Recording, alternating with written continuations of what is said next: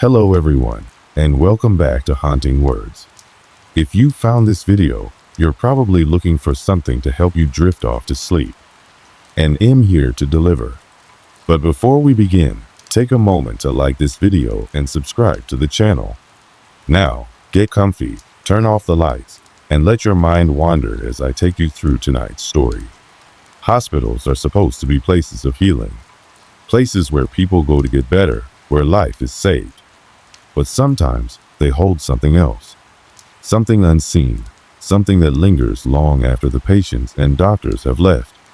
I never believed in ghosts, at least, not until I took that job. It started about 10 years ago. I was fresh out of nursing school, desperate for experience, and willing to take any position that would get my foot in the door. So, when I was offered a job at an old hospital on the outskirts of town, I took it without hesitation. The building had been around for nearly a century, once a thriving medical center, now barely holding on. It was the kind of place where the walls had absorbed years of pain, where the air itself felt thick with something unspoken. I worked the night shift, 11 p.m. to 7 a.m. Most people hated it, but I didn't mind. The halls were quiet, and the steady beep of heart monitors became a strange kind of comfort.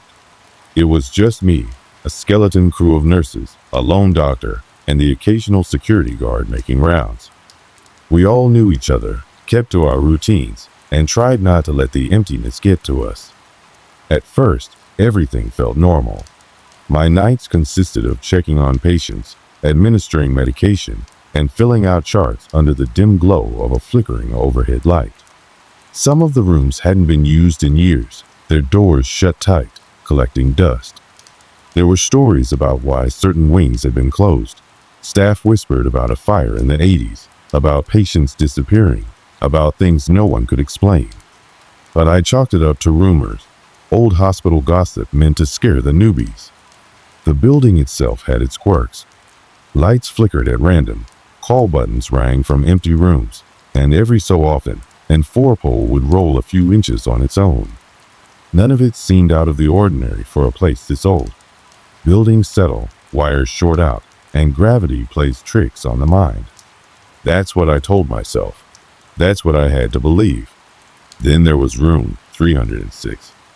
It had been empty since I started.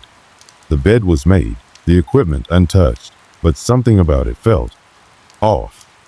The air inside was heavier, colder, like stepping into a different world. The nurses avoided it, always quick to pass by, eyes fixed straight ahead. If someone new asked why it was closed, the answer was always the same: not in use. No further explanation. No discussion. I asked one of the older nurses about it once, a woman who had worked there for over 20 years.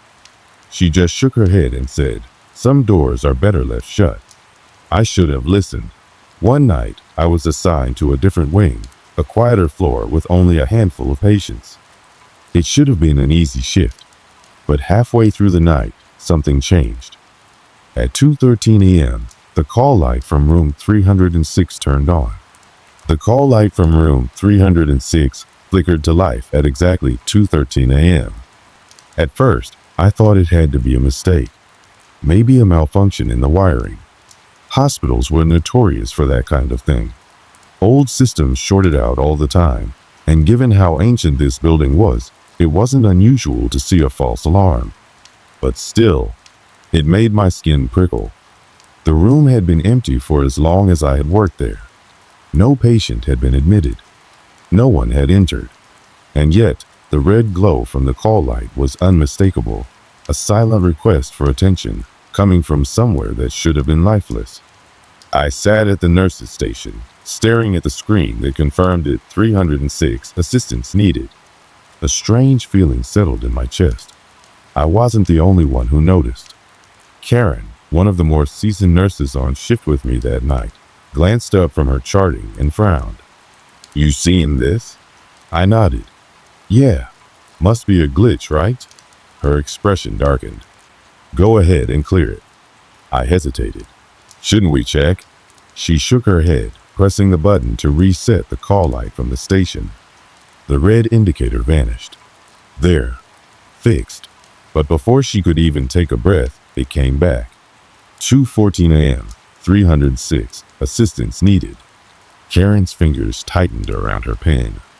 A silence hung between us. The hallway leading to room 306 stretched out just a few feet away, the flickering overhead lights casting long shadows against the scuffed linoleum. I swallowed. "I'll go take a look." She exhaled through her nose, clearly unhappy about it. "Take a flashlight. And don't be stupid." The flashlight sat on the counter beside me, heavy and cold in my grip. I clicked it on and started down the hall.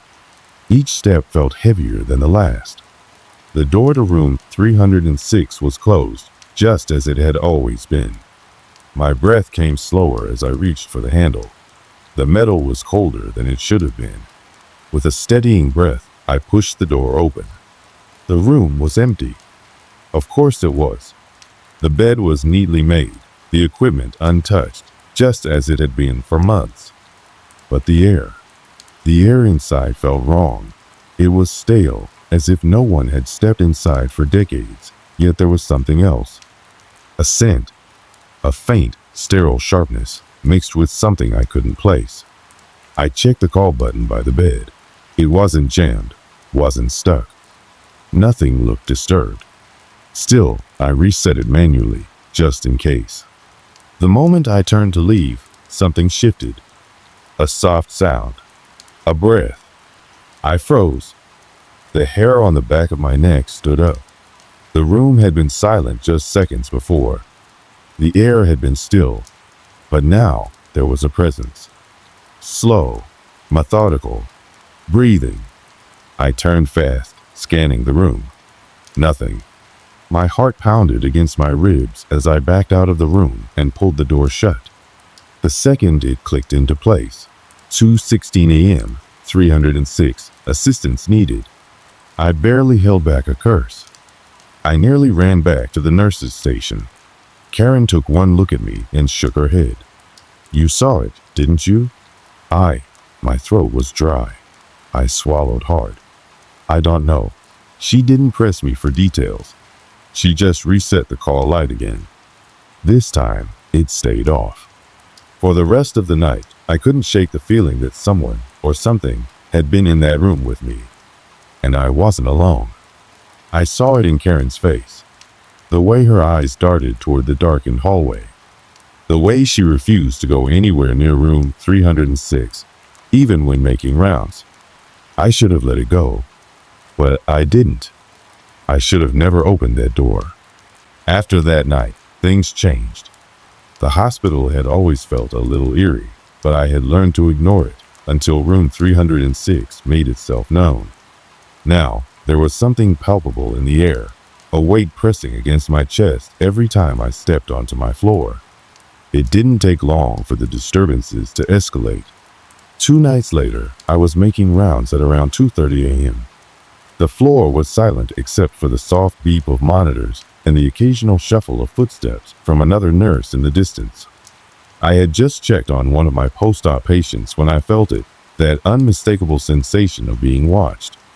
I turned my head slightly, catching movement in my peripheral vision.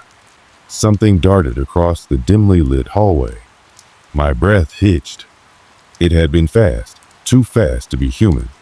The kind of movement that sent ice through your veins because your brain knows it shouldn't be possible. I stood there, waiting, listening. My grip tightened around my penlight as I aimed it into the hallway. Nothing. But the air had changed. It felt charged, like the static before a lightning strike.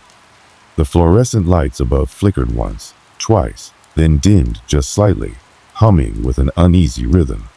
I took a step forward, peering down the long stretch of hallway. Something was there, near room 306. A shadow, not a person, not quite a shape, lingered near the doorway. It didn't move. It didn't breathe. It just existed. I blinked, and it was gone. I exhaled sharply, forcing my heartbeat to settle. Maybe it had been a trick of the light. Maybe my exhaustion was catching up to me. I wanted to believe that. But deep down, I knew better. When I returned to the nurse's station, Karen looked at me knowingly. "You saw it." I didn't answer. She sighed, rubbing her temples. "They always show themselves when you start paying attention." I wanted to press her for more details, but part of me didn't want to hear them. Because if she admitted it, if she confirmed what I already feared, it would mean that whatever was in this hospital wasn't just in my head. And that meant it wasn't going to stop. The elevator incident. A few nights later, I was sent down to the basement to retrieve some supplies. Now, the basement storage room was unsettling on its own.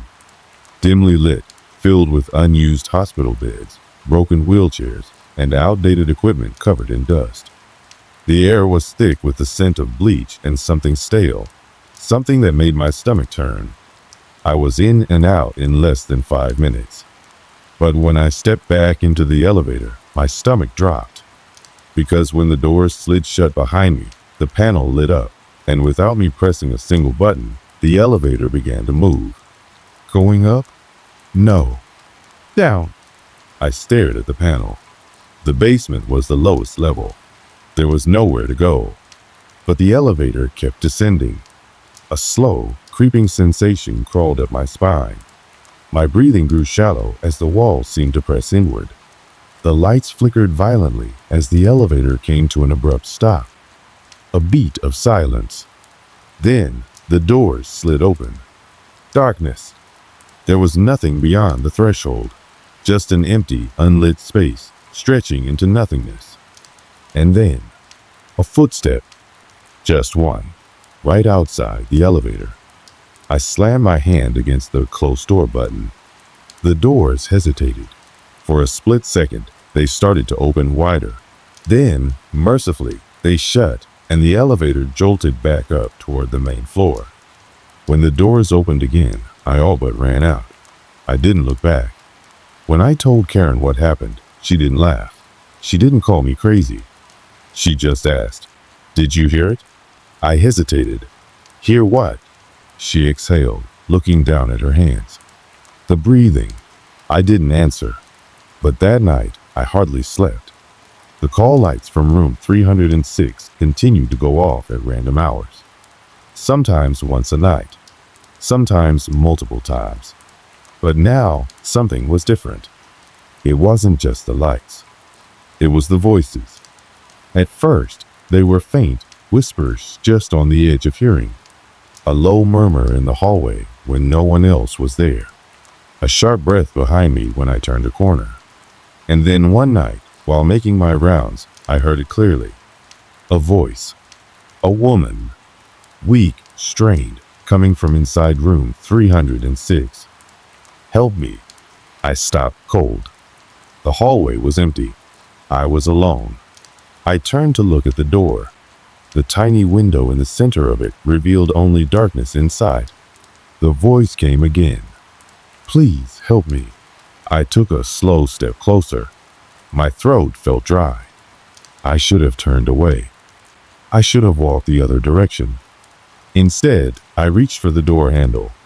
The second my fingers touched the metal, bang! Something slammed against the other side of the door, hard enough to rattle the frame. I stumbled back, heart hammering. Another bang. This time, the door shook. I turned and ran. When I reached the nurse's station, Karen saw the look on my face and knew. She didn't ask me what happened. She didn't need to.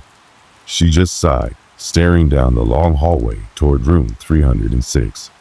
"You shouldn't have listened," she muttered. "That's how they get in." At this point, I knew something was seriously wrong with room 306. And I wasn't the only one. I started asking questions, talking to the other night shift staff, trying to piece together what had happened in that room. No one wanted to say much. But eventually, I found an old security guard who had been at the hospital for decades. He didn't sugarcoat it. Room 306 had once belonged to a terminal patient.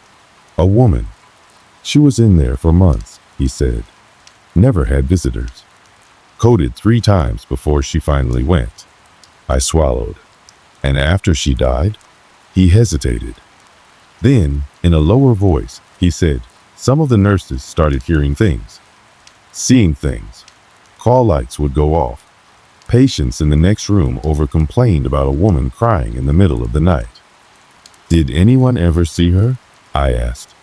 The guard's expression darkened. Some did. He looked down the hall as if expecting to see something standing there.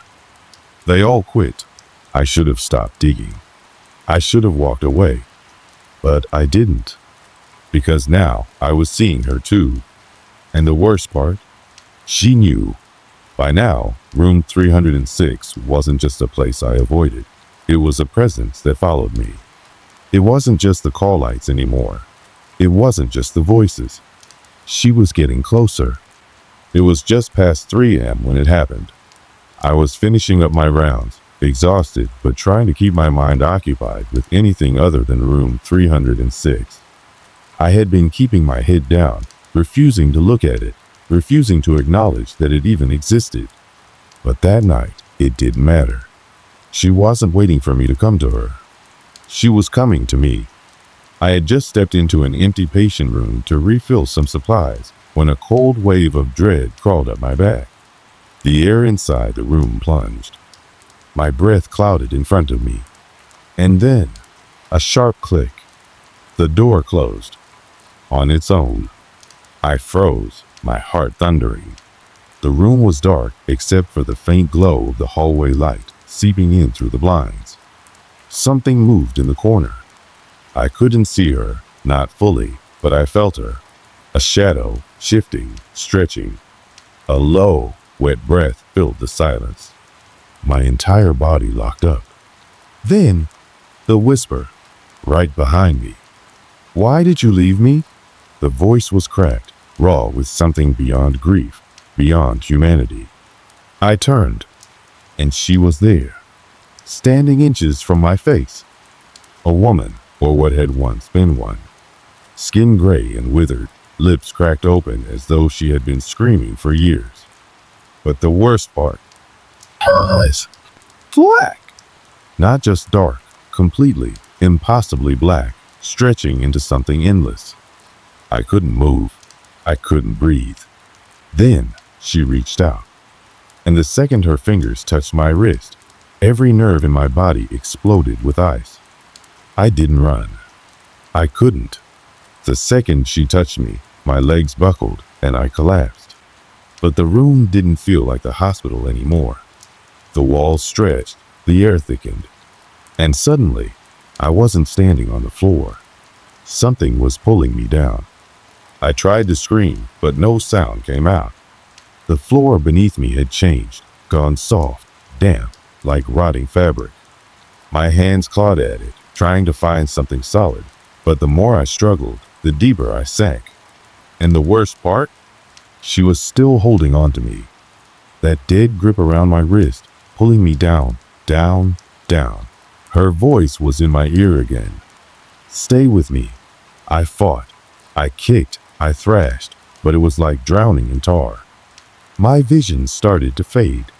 The last thing I saw, her face, smiling. And then, just as quickly, it stopped. A force yanked me back, tearing me out of whatever nightmare had been consuming me. Suddenly, I was back on the hospital floor, gasping for air. Karen was kneeling over me, shaking my shoulders, her eyes wild with fear. You were, she swallowed, trying to steady herself. I found you in the supply room. You were, convulsing. I tried to respond, but my throat burned, like I had been screaming for hours. She helped me sit up, glancing toward the hallway. She was here, I managed to whisper. Karen didn't answer.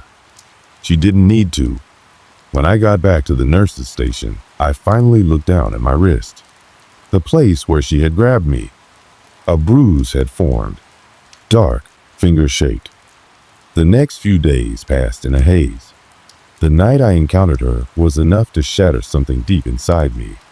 Karen and I both tried to shake it off, but the hospital no longer felt like a place of healing.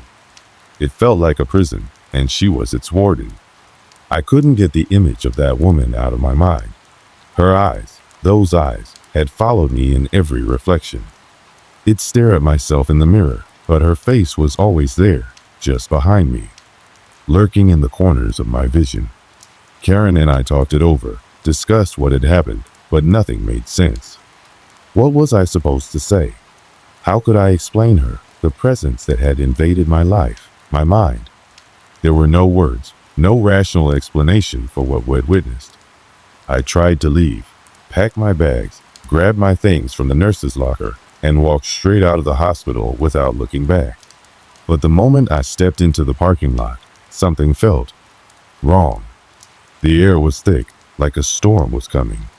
I could hear the hum of the hospital behind me, faint, distant, but it was still there, pulling at me, calling me back. It wasn't until Karen caught up with me, breathless and frantic, that I realized I was staring back at the building, my legs refusing to carry me any farther. "We can't just leave, can we?" Karen asked, her voice shaking. I looked at her, a pit forming in my stomach. "No," I whispered, barely able to speak. I can't. She's still there." We both knew what we had to do. There was no escaping her. We had no choice but to go back. It felt like a death sentence, but the pull was too strong. I don't know what it was, whether it was my fear or if something deeper was guiding me, but we returned to the hospital that night, under the cover of darkness, determined to confront whatever had been tormenting us. The night was quiet. Too quiet. I glanced at Karen, and she was pale, her eyes wide with worry, but she didn't say anything. We didn't need words. The silent agreement was all we needed. We made our way back to room 306. The hallway felt colder this time, and I swear the lights flickered as we walked past each doorway. I could feel the weight of her presence, like it was watching, waiting for us to make a mistake. Karen grabbed my arm. "Are you sure about this?" I nodded, though I didn't feel sure. No, I wasn't sure, but I had no choice. We stood in front of the door. It was cracked open, almost inviting us in, like it knew we were coming. I pushed the door open. The room was pitch black, except for the dim light from the hallway that barely illuminated the edges of the room. I stepped in first, Karen right behind me. The floorboards creaked under our feet. The air was stale, thick, suffocating. My heart was in my throat, but I swallowed down the fear. And then, I heard it. A low, hollow sound. The faintest breath exhaled from somewhere in the room. "She's here," I whispered, my voice trembling. The figure appeared then, not in front of me, but behind Karen. I turned to grab her, to warn her, but she was already there. Her hands, long and clawed, reached for Karen's shoulders. "No," I screamed. But Karen didn't flinch. She didn't fight. I was too late. It was then that I realized we weren't just dealing with a ghost. It was something more, something far older, something tied to this place. The hospital wasn't a refuge. It was a vessel, a prison for whatever entity had been haunting this building for God knows how long. It was a battle I couldn't win, but I wasn't going down without a fight. I grabbed a nearby metal rod, a piece of old equipment that had been left behind, and raised it with every ounce of strength I had. I slammed it into the figure's hand, knocking it away from Karen's shoulder. The cold that radiated from it sent a shock through my body, but I didn't stop. I swung again, and again. The figure screamed. No, it howled, its voice louder than anything it had ever heard before, filling the room with the sound of pure rage. But something shifted. The entity recoiled, its form twisting and undulating, as if it were being pulled back into the walls themselves. Karen backed away, her eyes wide with shock, and she reached for me. "We need to get out. Now." We didn't need to say anything else. The moment that thing disappeared, we ran out of the room, down the hall, and straight for the exit. We didn't look back. By the time we reached the parking lot, my body felt like it was made of stone, heavy and numb. We were both covered in sweat, our hands shaking, but we didn't care. We got in the car and didn't speak for the entire ride home. When I returned to the hospital the next day, The door to room 306 was sealed shut, covered in construction tape. No one had any explanation for it. No one even acknowledged it. It was like the place had forgotten what had happened. I left the hospital that morning for good. But Karen? She never came back. She went on to work in another city, as far away from that place as she could. I heard from her a few months later. She said she was doing well, adjusting to a new job, and had even made new friends. But there was something in her voice that told me she wasn't okay. It's hard to put into words the kind of fear I carry with me now. There are some things in life that, once experienced, don't ever leave you. It's not like they haunt you in the same way ghosts do, creeping around corners or whispering your name. No, it's different. The fear that stays with you, grows inside you, doesn't come from a tangible presence. It's not the figure I saw or the cold hands that grabbed Karen. It's something far deeper. When I left the hospital that day, I thought it was over. I thought that by getting out of there, by walking away from the hospital and never looking back, I could escape it. But escape doesn't work like that. It follows you, creeps into your thoughts when you're alone in the dark. It settles in your chest, heavy like a weight you can't shake. I've tried to forget, to convince myself that it was all some terrible nightmare. But no matter how hard I try to convince myself, a part of me knows better. The hospital is still there. I've driven by it a few times since, and every time, my heart skips a beat. The building hasn't changed, not really. The lights flicker like they always did, and the hallways stretch long, dark, and uninviting. I haven't seen Karen since we parted ways after that night, and am not sure if I ever will.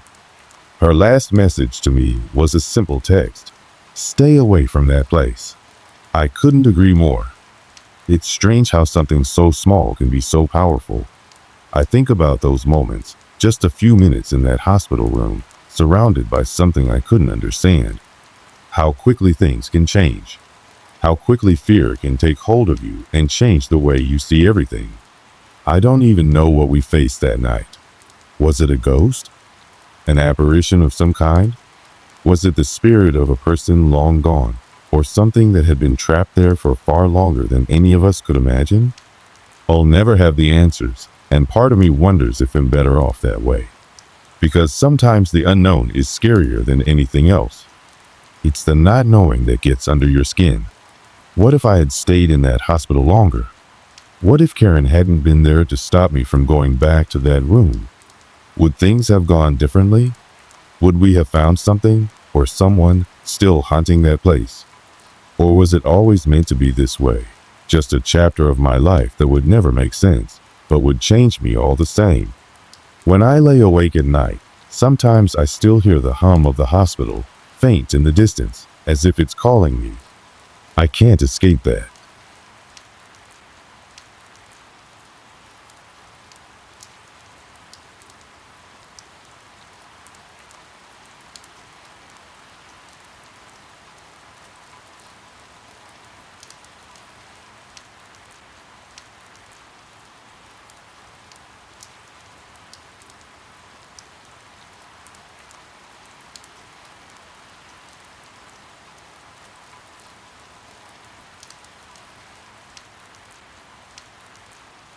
It was the fall of 2012 when my friends and I decided to go on a weekend getaway. We had been planning it for weeks, eager to escape the everyday grind of work, school, and the hustle of life in the city. A break was just what we needed. We wanted something a little off the beaten path, not the usual run-of-the-mill vacation spots. That's when we came across a small, quaint hotel tucked away in the mountains, about 3 hours from the city. The kind of place you see in old black and white postcards, distant and almost forgotten by time. The hotel, known as the Eldridge, was old, with a charm that seemed to speak of a bygone era. Built in the early 1900s, it was once a lavish resort, frequented by wealthy travelers seeking respite from the heat of the city. The exterior still held remnants of its former grandeur, with elaborate stonework and vintage windows, though time had taken its toll. The place wasn't exactly a modern marvel, but it had a certain appeal, a nostalgia that resonated with the group of us. a mix of curiosity and adventure. When we arrived, the place seemed peaceful, too peaceful, almost. The hotel was situated at the foot of a mountain, surrounded by thick, towering trees that blocked out most of the sunlight.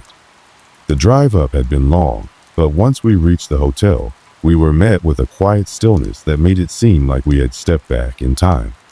The lobby smelled faintly of dust and old wood, with a fireplace crackling in the corner.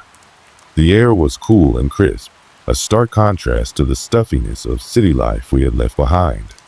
We were greeted by the hotel manager, a woman in her late 50s with a friendly yet somewhat distant air about her.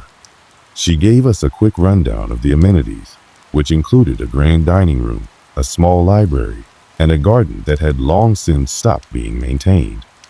Despite its age, there was a certain elegance to the place, and it made us feel like we were on a special retreat. After settling into our rooms, we went about our usual business, unpacking, relaxing, and enjoying the quiet that surrounded us. The hotel was nearly empty, save for a few other guests. There was an odd comfort in the solitude, but as the day passed, we couldn't shake the feeling that there was something more to the Eldridge than just an old building in the mountains. The first night passed without incident. We had dinner in the dimly lit dining room. The food was simple but hearty, and the conversations flowed easily. We laughed, joked about the strange silence that hung in the air, and made plans for the following day, hiking, exploring the nearby woods, maybe taking a look at the garden. Nothing unusual stood out at the time, but there was this odd sense of foreboding, as if the hotel itself was holding its breath, waiting for something. It wasn't until later that night when we began to notice the first signs of something off. As we made our way to our rooms, the hotel seemed quieter than before. The hum of the old radiator in the hallway was the only sound, and the occasional creak of the floorboards made us pause. But it wasn't until we were alone in our rooms that the true weight of the silence settled in. I lay in bed, trying to shake off the feeling that someone was watching me. Every little sound, the wind brushing against the window, the faint tapping of a branch against the wall, seemed amplified. It wasn't long before I heard it, a low, almost inaudible sound coming from down the hallway. It was the sound of footsteps, slow and deliberate, but there was no one in the hallway. I checked the time, past midnight. I could tell that my friends were awake too. Through the thin walls, I could hear their voices, murmuring in confusion. We all had the same thought, though no one wanted to voice it. We weren't alone in this hotel. But none of us dared to get up and investigate. We dismissed it as nerves. After all, we had just arrived, and it was late. The night dragged on, and sleep didn't come easily. The strange noises persisted, but we all managed to drift off eventually. In the morning, no one mentioned the footsteps. We brushed it off, attributing it to the old building settling. But deep down, we knew something had felt wrong. And as the days passed, the unease began to build. It was a strange mix of excitement and discomfort that kept us coming back to that hotel. Every creaking floorboard, every gust of wind seemed to carry something more than just the natural sounds of an old structure. There was something hidden, something waiting in the shadows. The morning after our first night at the Eldridge, we gathered in the dining room for breakfast, trying to shake off the lingering sense of unease. The air was thick with silence, only broken by the occasional clink of silverware and the quiet murmur of our conversations. It wasn't that we had forgotten about the footsteps from the night before. It was more that none of us wanted to address it. No one wanted to be the first to say it aloud, but we all felt it. Something was off about the hotel. As the day progressed, we tried to keep ourselves busy. We ventured outside to take in the fresh mountain air and explore the area surrounding the hotel. The scenery was beautiful, with towering pines and rugged hills in every direction, but there was something unsettling about the stillness of it all. The place felt abandoned, almost as if it was frozen in time, waiting for something to happen. We decided to make the most of it and let the mystery of the place become just another part of the adventure. The hotel itself seemed to have a life of its own. We'd explored the common areas and even peeked into a few rooms that had long been closed off, their doors creaking open with a sense of reluctance. We laughed at how easily we let our imaginations run wild, telling ourselves that we were just a little too absorbed in the eerie atmosphere. But as we wandered through the hotel, we began to notice small details that seemed off. It wasn't just the creaking floors or the faint sounds of things moving in the distance. It was the little things. A door slightly ajar that we were sure we'd closed. A flicker of light from the corner of our eyes when we knew no one else was nearby. And a persistent feeling that we were being watched, even when no one was around. Later in the afternoon, we decided to take a walk through the hotel's garden, which was overgrown with weeds and untended plants. It looked like it hadn't been touched in years, with ivy creeping up the crumbling stone walls and the faint smell of decay in the air. The garden had a strange, otherworldly feel to it, as though it held secrets we weren't meant to know. As we walked deeper into the garden, I noticed something odd. There were no birds. No rustling of leaves, no chirping of insects, just an overwhelming silence. It was as if nature itself had fallen still, waiting for something to break the silence. At one point, I found myself separated from the group. I had wandered off a bit too far, exploring a small, neglected section of the garden that seemed to lead toward the back of the hotel. As I pushed my way through the overgrown shrubs and bushes, I noticed a door in the side of the building. It was old, rusted, and nearly hidden by the dense vegetation. The door stood slightly ajar, as though inviting me inside. I was hesitant at first, but then felt an overwhelming curiosity. I pushed it open, and to my surprise, the door creaked easily, as though it had been waiting for someone to open it. Inside, the air was musty, and the floor was covered in dust, but there was a strange energy to the place. It was small, perhaps a utility closet or storage room, but there was something unsettling about it. The room was empty, save for an old trunk in the corner. I walked over to it, compelled by a strange urge, and tried to open the lid. But as I touched it, a loud bang echoed through the hallway, followed by a sudden gust of wind that slammed the door shut behind me. I froze. My heart raced as the wind howled around the room, rattling the windows. The temperature dropped noticeably, and I felt a chill creep up my spine. I tried to open the door, but it wouldn't budge. My hands trembled as I pushed against it, panic rising within me. It was like the building itself was refusing to let me leave. After what felt like an eternity, the wind suddenly stopped. The door creaked open on its own, and I quickly stepped back into the hallway, breathing heavily. I didn't tell the others what happened right away. I couldn't bring myself to. It seemed too strange, too unexplainable. But the feeling that something was wrong had only intensified. I knew it wasn't just my imagination, but I didn't know how to explain what I had just experienced. When I met up with the others, I didn't mention the door or the room. Instead, we talked about the eerie silence that seemed to have settled over the entire property. It was a silence that wasn't natural. None of us had seen or heard a single other guest during the day, and the only staff member we had interacted with, the manager, seemed to be nowhere in sight. It was as though the hotel was deserted, but we had only arrived a day before. That evening, we gathered again in the dining room for dinner. The atmosphere was heavier this time, and no one seemed to have much to say. The flickering candlelight cast long shadows across the room, and the sound of silverware clinking was the only noise that filled the space. My nerves were on edge, and I couldn't shake the feeling that something was just waiting to happen. It was when we were finishing our meal that it happened. The manager, who had been absent for most of the day, entered the room. She was carrying a tray of glasses, her face as pale as the moon. She seemed unsettled, her eyes darting around the room as if she was looking for someone or something. She approached our table, her footsteps strangely muffled against the old floorboards, and placed the glasses down before us.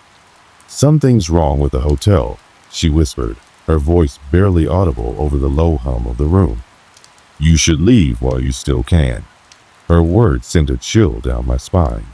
The rest of us exchanged uncertain glances, unsure of how to respond. What was she talking about? Why was she suddenly so tense? Before anyone could say anything, she turned and walked out of the room, disappearing into the shadows. That night, as I lay in bed again, I couldn't shake the feeling that something was coming. I listened for any sounds, but once again, the hotel was eerily quiet. However, unlike the previous night, I couldn't bring myself to sleep. The uneasy feeling lingered, gnawing at me, reminding me of the strange incident earlier in the day. The next morning, I woke to a sense of unease that clung to me like a second skin. The sun barely peeked over the horizon, casting a pale glow through the curtains of our room. I hadn't slept much the night before. Too many strange noises, too many unsettling thoughts. The footsteps, the door, the manager's warning. They all replayed in my mind like an endless loop. We had planned to spend the day exploring the hotel's surroundings again, but something felt different now. A heavy, suffocating atmosphere seemed to hang over everything. The garden, which we had previously found intriguing, now looked bleak and foreboding. The overgrown plants appeared as though they were closing in on us, the air thick with a stagnant stillness that made it hard to breathe. As we gathered in the dining room for breakfast, I noticed that none of us spoke much. The once vibrant conversations from the first day had all but stopped. It was like a collective understanding had settled between us, unspoken but clear. We all felt the same creeping dread, and none of us knew what to do about it. I decided it was time to investigate. We couldn't stay locked in this hotel, living in fear of the unknown. We had to figure out what was happening, or we'd all lose our minds. As the others finished their meal, I slipped away from the table, my footsteps barely making a sound on the old wooden floor. The hotel felt abandoned, even though it was clear there were still a few staff members around. But it was as if they were trying to avoid us. There was no sign of the manager, no other guests in sight. Only the eerie silence. I made my way to the hallway, my senses heightened. The air was cold, unnaturally so. The chill seemed to seep through the walls, and the further I walked, the heavier the atmosphere became. I couldn't help but notice that the wallpaper, which had once seemed charming in its faded elegance, now looked like it was peeling from the walls, curling in on itself as though it were trying to escape the building. The dim, flickering lights overhead cast long, trembling shadows that stretched unnaturally across the floor. I stopped at the door of the utility room I had discovered the day before. It was still slightly ajar, just as I had left it. I hesitated for a moment, unsure if I should enter again. But the pull to explore, to understand, was too strong. I pushed the door open. This time, the room was different. The air was thick with dust, but it felt colder than before, and a strange, musty smell filled my nostrils. As I stepped further into the room, my foot caught something on the floor. I looked down and saw a small, old photograph. I bent down to pick it up. The picture was of a young couple standing in front of a building, the Eldridge Hotel. But it wasn't the building as it was now, it was different. The hotel looked new, vibrant, full of life. But there was something off about the photo. The people in it seemed blurry, as if they weren't quite there, like ghosts frozen in time.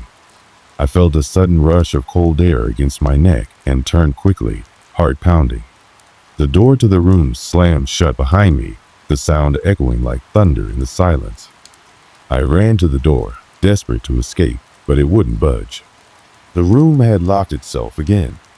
My breathing quickened, and I pressed my ear against the door, hoping to hear something, anything. But all I could hear was a faint tapping sound, like fingernails tapping against the wood, coming from the other side of the room. I turned, but the room seemed to have grown darker, the shadows stretching further, as if something were moving within them.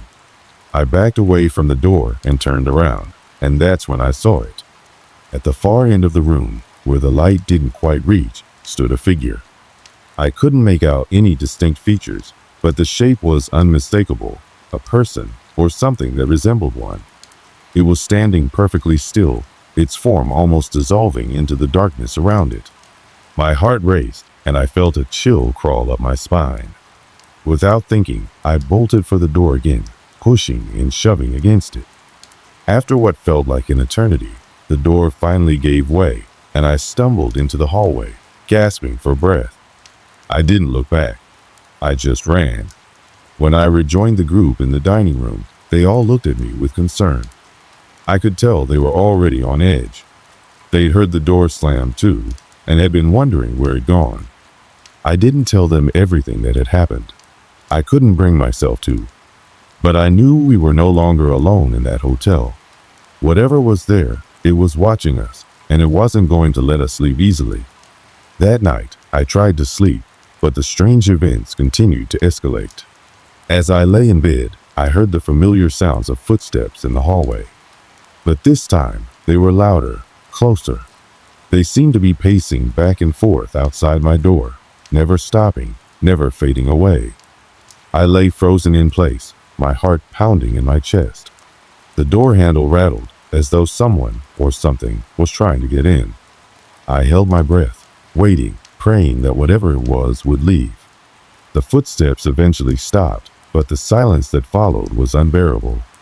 It was like the entire hotel had gone still, holding its breath. But then, I heard something else. It was faint at first, like a soft scratching sound coming from the walls. I turned to look at the walls beside me, but all I could see were shadows stretching in the dim light. The scratching continued, getting louder, more frantic, until it was right above me, as though something was trying to claw its way out from inside the walls. I couldn't take it anymore. I jumped out of bed and ran to the door, flinging it open. The hallway was empty, but it felt wrong. The temperature had dropped significantly, and the air felt thick with something I couldn't explain. I looked down the hallway, and that's when I saw it, a shadow moving just beyond the corner, disappearing into the darkness. I called out, but there was no answer. I cautiously approached the corner, my footsteps echoing in the empty hall. As I turned the corner, the lights flickered, and the shadow disappeared. I was about to turn back when I saw something strange, a small, worn journal lying on the floor. I bent down to pick it up. The journal was old, its pages yellowed with age. As I flipped through it, I realized it was filled with scribbled notes, all describing similar strange occurrences at the hotel, whispers in the night, strange shadows, doors that wouldn't stay closed. The entries were dated, spanning several years, but they all ended the same way. The person writing had vanished without a trace. I closed the journal and stood up, my mind racing. The pieces were starting to fall into place. This hotel was hiding something dark, something dangerous. And whatever it wasn't going to let us leave until it had what it wanted. I couldn't shake the feeling that something was drawing closer. The air had grown heavy, thick with a sense of inevitability, and every creak of the building seemed to echo like a warning. We had tried to brush it off, tried to convince ourselves that it was just our minds playing tricks on us. But deep down, we all knew it wasn't. Something was wrong, something ancient, something angry. It was late in the evening when everything came to a head. The sun had long since set, leaving the hotel in darkness. We gathered together in the common room, a makeshift haven in this house of horrors, trying to hold on to the last shred of normalcy. The dim light of a single flickering bulb hung above us, casting a faint glow that did little to push back the suffocating gloom. We didn't speak much. How could we? The terror was palpable in the air, thick and heavy. But that night, it was different. There was an electricity in the room, a sense that something was about to break, to erupt, to reveal itself. Then, without warning, the lights flickered and died. The sudden darkness was so complete, it was as if the room had been swallowed whole by it. A low, guttural noise reverberated through the walls, deep and resonant, like a growl from the depths of the earth itself. I froze, my breath caught in my throat. The others were as still as statues, eyes wide, the fear radiating from them like heat. We all knew we weren't alone anymore. Whatever had been lurking in the corners of the hotel was coming for us. The temperature dropped sharply, a biting chill sweeping through the room. My breath clouded in front of me, my heart pounding against my ribs. Then I heard it, the unmistakable sound of footsteps, slow, deliberate, moving across the floor above us. No one dared move, no one dared speak. We just sat there in the suffocating silence, listening as the footsteps grew louder, closer. It was as though they were moving toward us. I glanced at the others, but none of them spoke. We didn't need to. Our eyes told the story. We were trapped. There was nowhere to run, nowhere to hide. The door at the far end of the room creaked open, and a figure stepped inside. At first, it was nothing more than a shadow, just a silhouette against the blackness. But as it moved closer, the faint light revealed what it truly was. It wasn't human. The figure was tall, impossibly so, with limbs that seemed to stretch too far, too unnaturally long. Its face, if it could even be called a face, was a mass of twisted features, as though it had been molded from the very darkness itself. Its eyes, if they could even be called eyes, were hollow, black pits that seemed to absorb the light around them. There was no color, no life, just darkness. My breath hitched in my chest, and a cold sweat broke out across my skin. This wasn't just some lingering presence. It was something far worse, something older, and it was standing right in front of us. I wanted to scream, but my voice wouldn't come. My limbs were frozen, stiff with fear, as though my body had betrayed me. The figure tilted its head to one side, as though studying us, its gaze sweeping over each of us in turn. There was no sound in the room except for the beating of my own heart. Suddenly, the thing moved, its limbs jerking unnaturally as it reached out toward us. The air seemed to crackle with malevolent energy as the room grew colder still. I could feel the presence of the thing pressing down on me, suffocating me, like an invisible weight pushing me to the floor. I couldn't take it anymore. My body moved on its own, driven by panic, by pure terror. I ran. I didn't know where I was going, but I had to get away. The others followed, their footsteps echoing behind me as we raced down the hallway, through the narrow, winding corridors. But no matter how fast we ran, we couldn't escape. It was always there, just behind us, its presence following us, relentless and unyielding. We burst into the lobby, gasping for breath, but it was no better there. The lobby was a ghostly echo of the world outside, still, silent, empty. The figure was there too, standing just beyond the archway, its form flickering like a flame caught in the wind. And then, it spoke. Its voice was not a voice at all, but a rasping sound, like gravel grinding against stone. The words were indecipherable, but the malice in them was clear. It was mocking us, toying with us, reveling in our fear. And in that moment, I understood. This wasn't just a haunting. This wasn't some restless spirit. No, this was something far worse, something that had been here long before the hotel, long before any of us, something that had been waiting for us. I turned to the others, my eyes wide with terror. We had to get out of there. We had to leave. But the doors, they wouldn't open. No matter how hard we tried, no matter how much we begged, they refused to budge. We were trapped. And as the thing stepped closer, its form shifting, pulsating with dark energy, I knew that there would be no escape. The hotel had claimed us, and there was nothing we could do to stop it. The thing's presence was suffocating. It moved toward us, its unnatural form stretching and shifting, as though the very darkness was alive, consuming everything in its path. I could feel my breath coming in shallow gasps, my heart thudding wildly in my chest as my body screamed at me to run, to flee, to get away from whatever this was. But there was nowhere to run.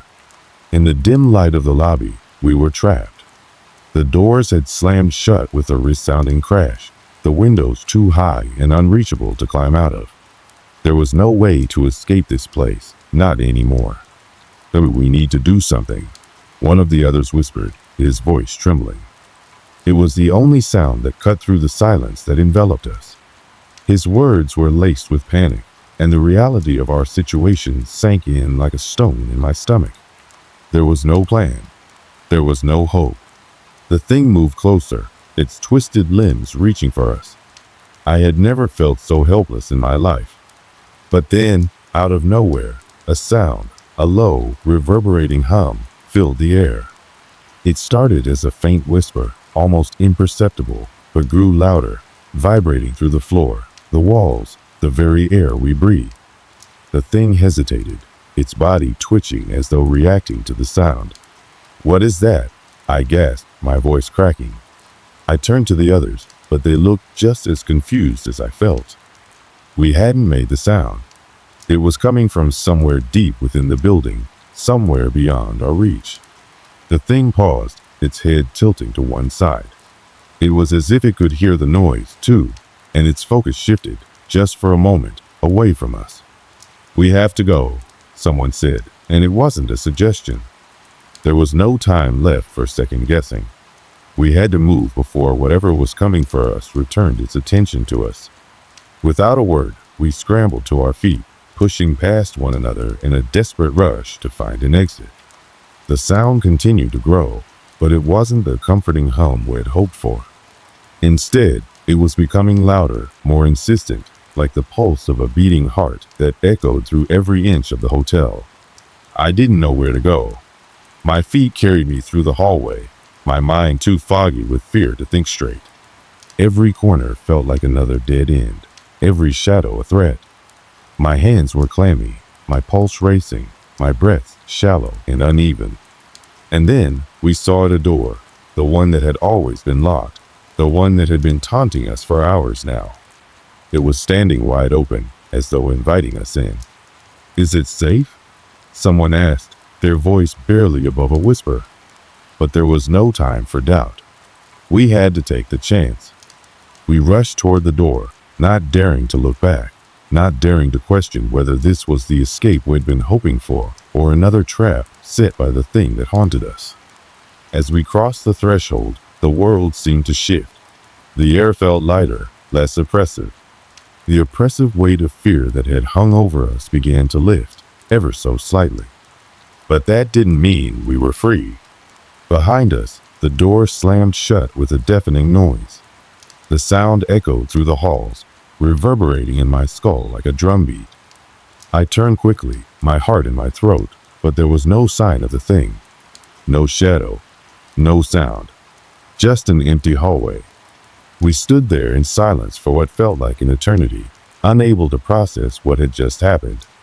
The world outside was still dark, the moon high in the sky, but the hotel, once so alive with terror, felt still, silent. The air had cleared, and the weight of fear no longer pressed down on us. But something remained, something that clung to the very fabric of the place. We didn't speak at first. None of us dared to. But when the silence became unbearable, I turned to face the others. "What the hell was that?" I asked, my voice low and raw. My throat felt tight, as though the very question itself was too much to bear. No one had an answer. They looked just as shaken as I was, as if we'd all just woken from a nightmare we couldn't explain. Our eyes met, but none of us could speak the words that were burning in our minds. Had we really escaped? Or had we just crossed into something worse? The door behind us was gone, replaced by a blank wall. A wall that had never been there before. It was as though the hotel had swallowed the doorway, and it was never to be seen again. A strange, uneasy quiet filled the room, the kind of silence that doesn't come with relief, but with a gnawing sense of dread. "We should go," one of them said, his voice weak. "We need to leave. We can't stay here." We didn't argue. We didn't question it. We just needed to get away, to leave behind whatever had haunted us for so long. And so, with no other options left, we made our way out of the hotel, one by one, each of us casting one last, fearful glance over our shoulders. As I stepped out into the cool night air, I couldn't shake the feeling that the hotel had changed. Something about it had shifted in the time we'd spent there, and now that we were free, I wasn't sure whether the nightmare had ended or if it had merely begun. The drive back to civilization was long and quiet. The night seemed to stretch on forever, each mile feeling like a world away from the horrors we had endured. But even as the hotel faded from view, I couldn't shake the thought, the nagging, sickening feeling that whatever had been inside that place was still out there, watching, waiting. And though we were free, I knew deep down that the hotel's curse had not been lifted. I don't know when it happened exactly. Maybe it was after we left, or maybe it was when we were already miles away from the hotel. Maybe it was when the tension finally started to dissolve, and we all thought we were safe. But somewhere along the way, I started to question everything. The lingering doubt, the nagging sense that something wasn't right, it never quite went away. At first, everything seemed like it was over. The night had ended, the sun had come up, and the world around us looked as it always had, calm, peaceful, untouched. We had made it out of the hotel, and we thought we were free. We joked about it, laughed it off, and tried to go back to life as normal. The tension, the fear, it all felt like a distant memory, something that happened to someone else in another lifetime. But then, the dream started. At first, it was just flashes, small, almost imperceptible moments that didn't make sense. I'd wake up in the middle of the night, drenched in sweat, my heart racing. I could still hear the sound of that hum vibrating through the hotel walls, the chill of the air as it thickened with that presence. But I'd brush it off. Everyone has nightmares, right? But then it got worse. The dreams became more vivid, more detailed. I could hear whispers in the dark, feel the cold breath of something close, too close.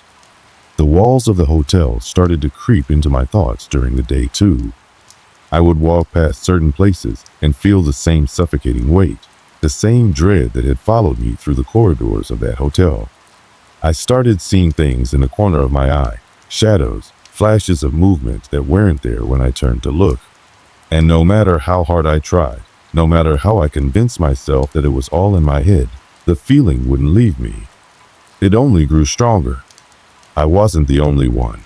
I kept in touch with the others, though it wasn't easy. We had all been shaken, too shaken to talk much at first.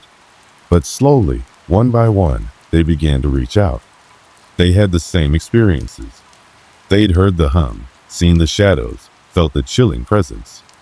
We all thought we were losing our minds, that maybe we were just haunted by the memory of what we had gone through. But as time went on, we realized it wasn't just the trauma.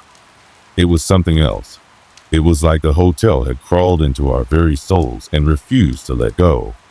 We tried to go to the police, tried to explain the things we had seen, the things we had felt, but they looked at us like we were crazy. Of course they did. Who would believe something like that? A group of people who had stayed in an old hotel and come out with stories of nightmares and shadows that moved on their own. No one would believe us. One of the others suggested we return. We all laughed it off at first. No way, not after everything we'd gone through. But the idea gnawed at us.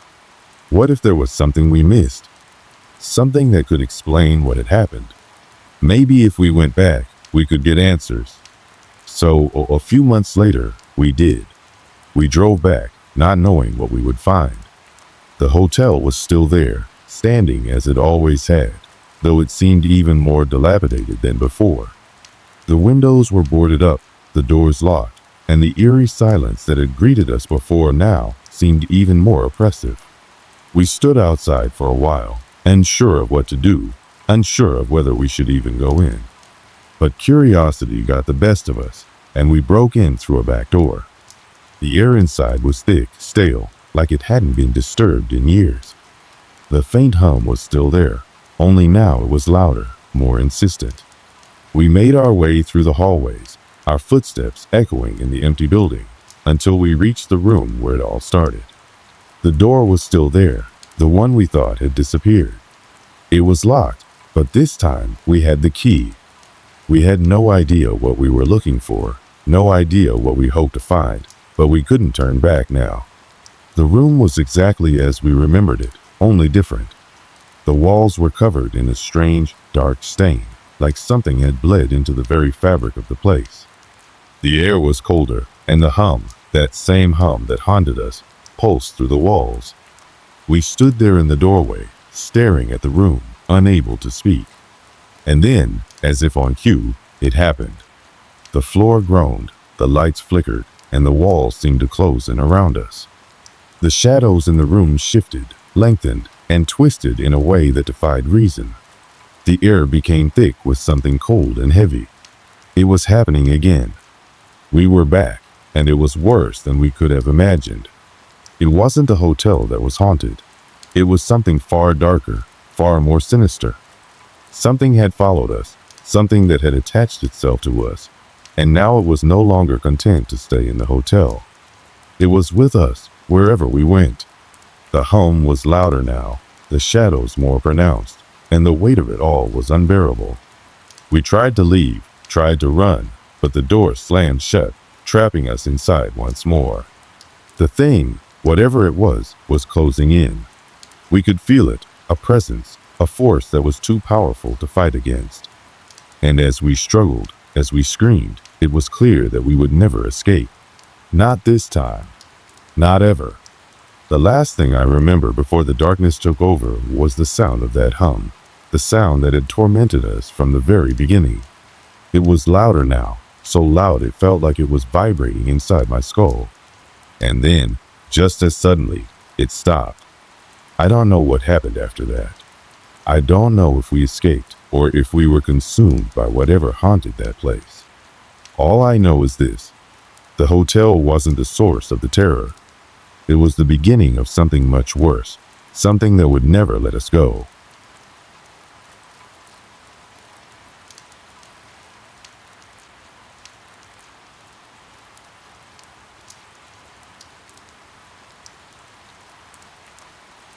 I had planned this trip with my closest friends. We were all seasoned hikers, confident in the great outdoors. The forest wasn't far from home, so we figured it would be an easy trip, a short hike, some camping, and a chance to unwind. The forest itself was an ancient place, untouched by civilization for centuries. The trees stretched up to the sky like towering giants, their leaves forming a canopy so thick that sunlight barely broke through. For us, this was our escape. There were 4 of us, me and 3 other guys.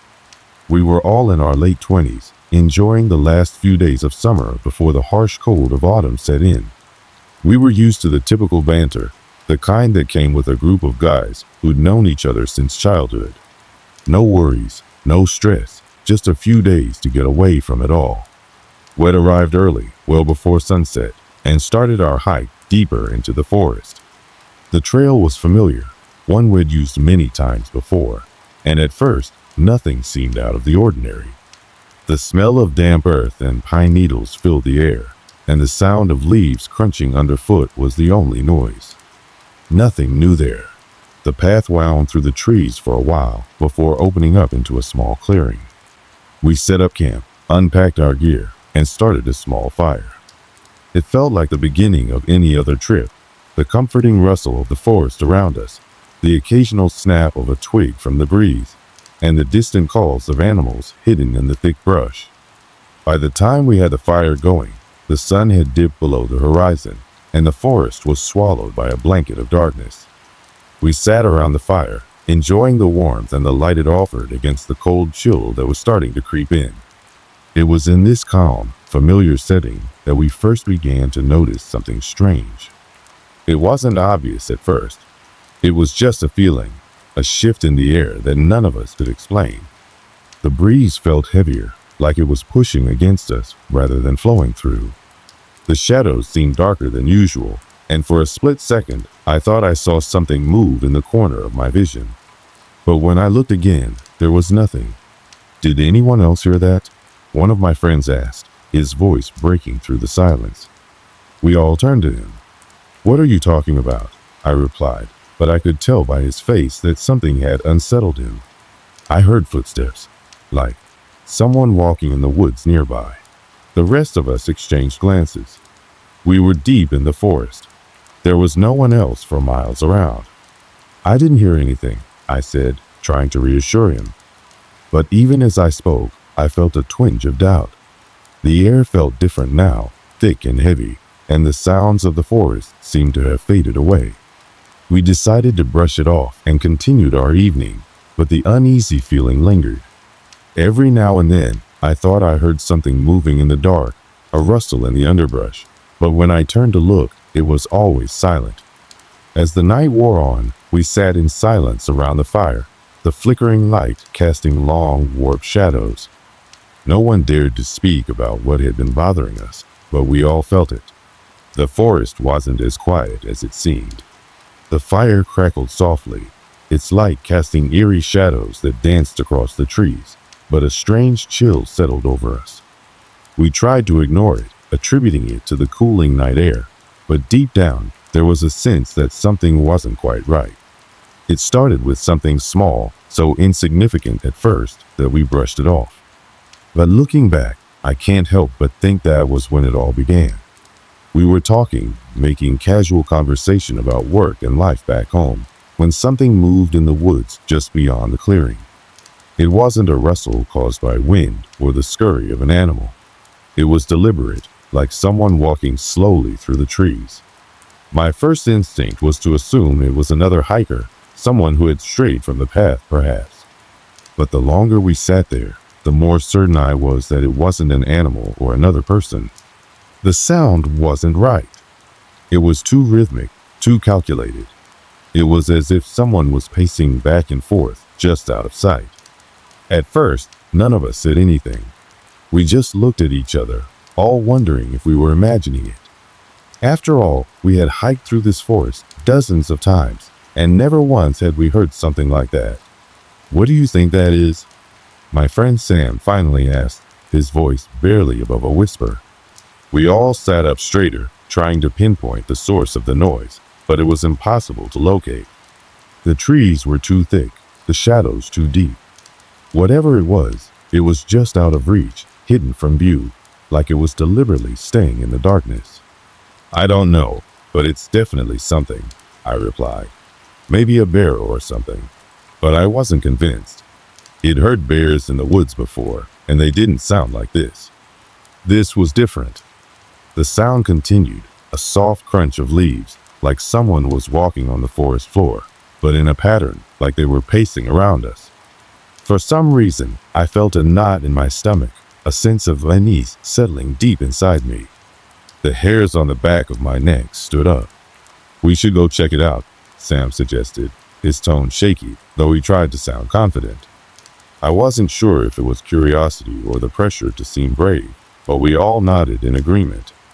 We stood up from around the fire, the flames casting a fleeting warmth on our faces before we stepped into the cold, dark forest. The sound of our footsteps seemed loud, almost too loud in the otherwise still night. We moved toward the trees where the noise had come from, trying to make out any shapes in the thick underbrush. The forest seemed unnaturally quiet now. It was as if the animals had stopped moving entirely. The only sound was our own breathing and the crunch of our shoes against the fallen leaves. We reached the spot where the pacing had been, but there was nothing there. No tracks, no signs of movement. "It's probably just an animal," I muttered, trying to convince myself. But even as I said it, I couldn't shake the feeling that something wasn't right. I kept looking over my shoulder, the shadows seeming to stretch and shift in the corners of my vision. We stood there in silence, the unease growing, and the air felt heavy, like a storm was about to break. Yet, nothing happened. After a few more minutes of scanning the area, we turned back, still unsettled. I tried to brush it off, telling myself we were just imagining things. But when we returned to the camp, I noticed that the fire had dimmed significantly. It should have been burning brighter, but instead, the flames flickered weakly, as if something was pulling the warmth and light away from us. I glanced around at the others, and I saw the same look of unease mirrored in their eyes. "I don't like this," Sam said quietly, almost to himself. "Let's just go back to the car and head home." But none of us moved. The thought of leaving felt wrong, like something was holding us there, keeping us in the forest. It was a bizarre feeling, and we all shared it, though none of us spoke it aloud. We sat back down around the fire, but the atmosphere had changed. The air seemed colder, and I felt the need to keep looking over my shoulder. Every creak of the trees in the wind, every snap of a twig underfoot, made my heart race. I tried to shake off the anxiety, but the sound, the pacing, the presence just beyond our sight lingered in my mind. We sat in silence for a while, no one knowing what to say or do next. Then, Just as the night seemed to stretch on endlessly, we heard it again. A low, deliberate crunching of leaves, just out of sight, pacing back and forth. This time, it was louder, closer, and for the first time, I wasn't sure it was an animal. It sounded far too deliberate, too intelligent, to be just an animal roaming the forest. We all froze. "What the hell is that?" one of my friends whispered, his voice trembling. None of us responded. We were too paralyzed by fear to speak. The sound stopped, and for a long moment, everything was still. The forest was dead silent again, but this time, the silence was oppressive, like the woods were holding their breath, waiting for something. Then, we heard a rustle of leaves, louder this time, followed by a faint voice. But it wasn't the voice of a person. It was something far more sinister, a low growl that seemed to come from nowhere. I could feel my heart racing as I looked around, but there was nothing there. No one.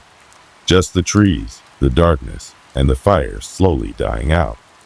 We were all now fully alert, scanning the dark woods around us, searching for any signs of movement, any clues that might explain what was happening.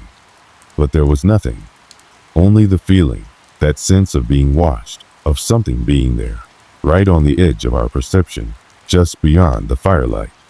We sat in stunned silence, unable to move, as the air around us thickened, pressing in on us with a weight that was almost suffocating. Whatever it was out there, watching us, and we were no longer sure if it was just an animal or something far worse. We couldn't shake the feeling that we weren't alone anymore. That something, or someone, was waiting in the dark, just out of reach, and it wasn't going to let us leave so easily. The night dragged on in a heavy silence, but something had shifted. The air felt thicker now, almost as if the forest itself was alive, pressing in around us, watching, waiting. The earlier unsettling sounds were no longer isolated incidents.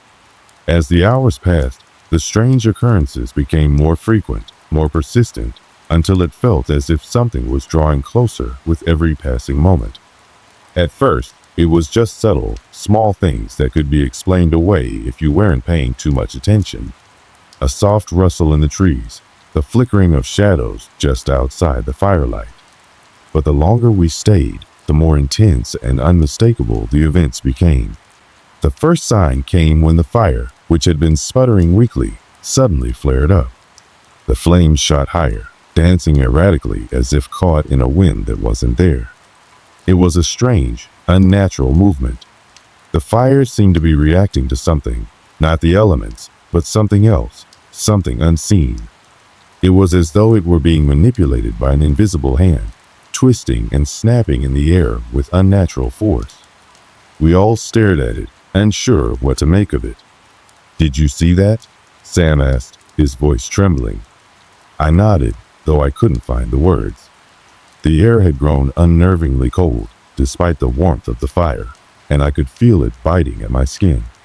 It was almost as if the forest was rejecting the light, forcing the fire to burn lower, to flicker out faster. Then came the footsteps. They were louder now, unmistakable. The crunching of leaves, the snapping of twigs underfoot, a steady rhythm, deliberate and unhurried. The pacing, which had started out so faintly, had grown louder, closer. The footsteps circled around us, as if something was walking just beyond the edge of the campfire's light. But when we looked, there was nothing. "What the hell?" Sam muttered, his face pale. "It's like it's moving in on us." The others were just as unsettled, their eyes darting nervously in every direction, but no one spoke. We couldn't seem to break the silence that had fallen over us, and the longer it went on, the more oppressive it felt. Every rustle in the leaves, every creak of a branch in the wind made us jump. We couldn't tell if it was just the forest settling, or if something was closing in around us. "I'm not staying here much longer," I finally said, my voice tight with anxiety. "Something's wrong. We need to get out of here." But none of us moved. It was like the fear had paralyzed us. We were rooted to the spot, unable to take our eyes off the shadows, waiting for something to appear. Waiting for the next thing. The strange sounds continued, Now not just the footsteps, but a faint scraping sound, as if something was dragging along the ground. It was distant at first, but then, suddenly, it was close, right behind us, just beyond the range of the firelight. I turned sharply, convinced someone was standing just behind me. But when I looked, there was nothing there. My pulse quickened. "What is that?" "I don't know," Sam replied, his voice barely above a whisper. "It's like something's out there, playing with us." We sat frozen for what felt like an eternity, the only sound being the crackling of the fire and the eerie, rhythmic footsteps that seemed to circle us. Then, without warning, the fire went out. One moment it was burning brightly, the next, it flickered and died in an instant, plunging us into complete darkness. Panic hit all at once. "Shit, what happened to the fire?" someone gasped. We scrambled for the matches, fumbling in the dark. The air was so cold now, it felt like the temperature had dropped by 10 degrees in an instant. But there was no time to worry about the cold. There was something else in the dark with us. I could feel it. "Quick, light the fire," Sam shouted. I managed to get a match lit, the flame flaring up, but it flickered weakly and died, the darkness swallowing it whole. The scraping sound was louder now, coming from every direction at once. It felt like the forest itself was alive, moving around us, closing in. We weren't alone. We hadn't been alone for a long time. "Something's messing with us," I said, my voice shaking. "We need to leave now." But the others just stared at me, their faces ghostly pale in the dim light of the failed match. No one moved. We couldn't leave, not now. It was as if the forest was trapping us, keeping us there. Then, without warning, the sound stopped. The footsteps, the scraping, the wind, everything went dead silent. The world around us held its breath. "Where did it go?" I whispered. "I don't know," Sam said, his voice barely audible. We waited, but nothing happened. The silence stretched on, suffocating. It was almost worse than the noise, the stillness, the anticipation of something unseen. Suddenly, a harsh crack pierced the air, a tree branch snapping just outside the clearing. We all jumped, spinning around to face the sound, but again, there was nothing. The air felt heavier now, thick with something we couldn't name, a presence that hovered just beyond our understanding. I glanced at Sam, who was breathing heavily, his eyes wide with fear. "We need to get out," he repeated, his voice high-pitched now. "I can't take this anymore." We all stood up, but no one moved toward the edge of the camp. None of us wanted to be the first to break from the safety of the fire, though it was no protection. We could all feel it now, the sense that we were being watched, that something was waiting just beyond our sight, hidden in the darkness, studying us. Then the air changed again. The smell, it was subtle at first, but I recognized it immediately. It was the smell of decay, of rot, like something had died in the woods and was beginning to decompose. It was pungent, thick, cloying. It made my stomach churn, and I could see the others reacting the same way, their faces wrinkling in disgust. "Do you smell that?" one of them asked, his voice thick with nausea. "It's not just you," Sam answered, his voice shaking. "It smells like death." The smells seemed to intensify, filling the air around us. The shadows seemed to press closer, and the darkness felt like it was pressing in from all sides. We couldn't escape it. There was nowhere to go, no way to outrun it. We stumbled back toward the center of the clearing, trying to stay together, trying to stay close. But the closer we moved to the fire, the more I could feel the pressure, the heaviness, weighing down on us. I could hear my heartbeat thudding in my ears, louder than the crackling of the fire, louder than the voices of the others. And then it came. A sound so terrible that it froze me to the core. A low, guttural growl coming from the darkness. It wasn't an animal. It wasn't human. It was something else, something monstrous, something that shouldn't exist. We turned to face it, our eyes wide with terror, but there was nothing there. Just darkness. And yet, we all felt it, the weight of it, the pressure of the unseen thing in the woods, watching, waiting. I wanted to run, but I couldn't move. None of us could. We were trapped in the clearing, the air thick with the smell of decay, the sound of the growl echoing in our ears, and the feeling of something closing in. We weren't going anywhere. Not yet. The night stretched on, but it felt as though time had come to a halt. My limbs were heavy, stiff from fear and exhaustion, but I couldn't move. It was like my body had gone into a kind of shock, locked in place by something far stronger than mere terror. The growl had stopped, but the tension in the air was thick, almost suffocating. We stood there, silently, listening for any hint of movement. The darkness seemed to swallow every sound. And then, something shifted. It was subtle at first, just a small change in the atmosphere, as if the forest itself had taken a deep breath. A sound, faint but unmistakable, echoed in the distance. Footsteps, slow and deliberate. They weren't coming from the edge of the camp anymore. They were much closer, now circling us, stepping in time with our own heartbeat. I looked at Sam, whose face was pale, his eyes wide with panic. He didn't need to say a word. We all felt it, that same sense of dread, that knowledge that whatever had been lurking just outside our vision was now right here with us. And it wasn't hiding anymore.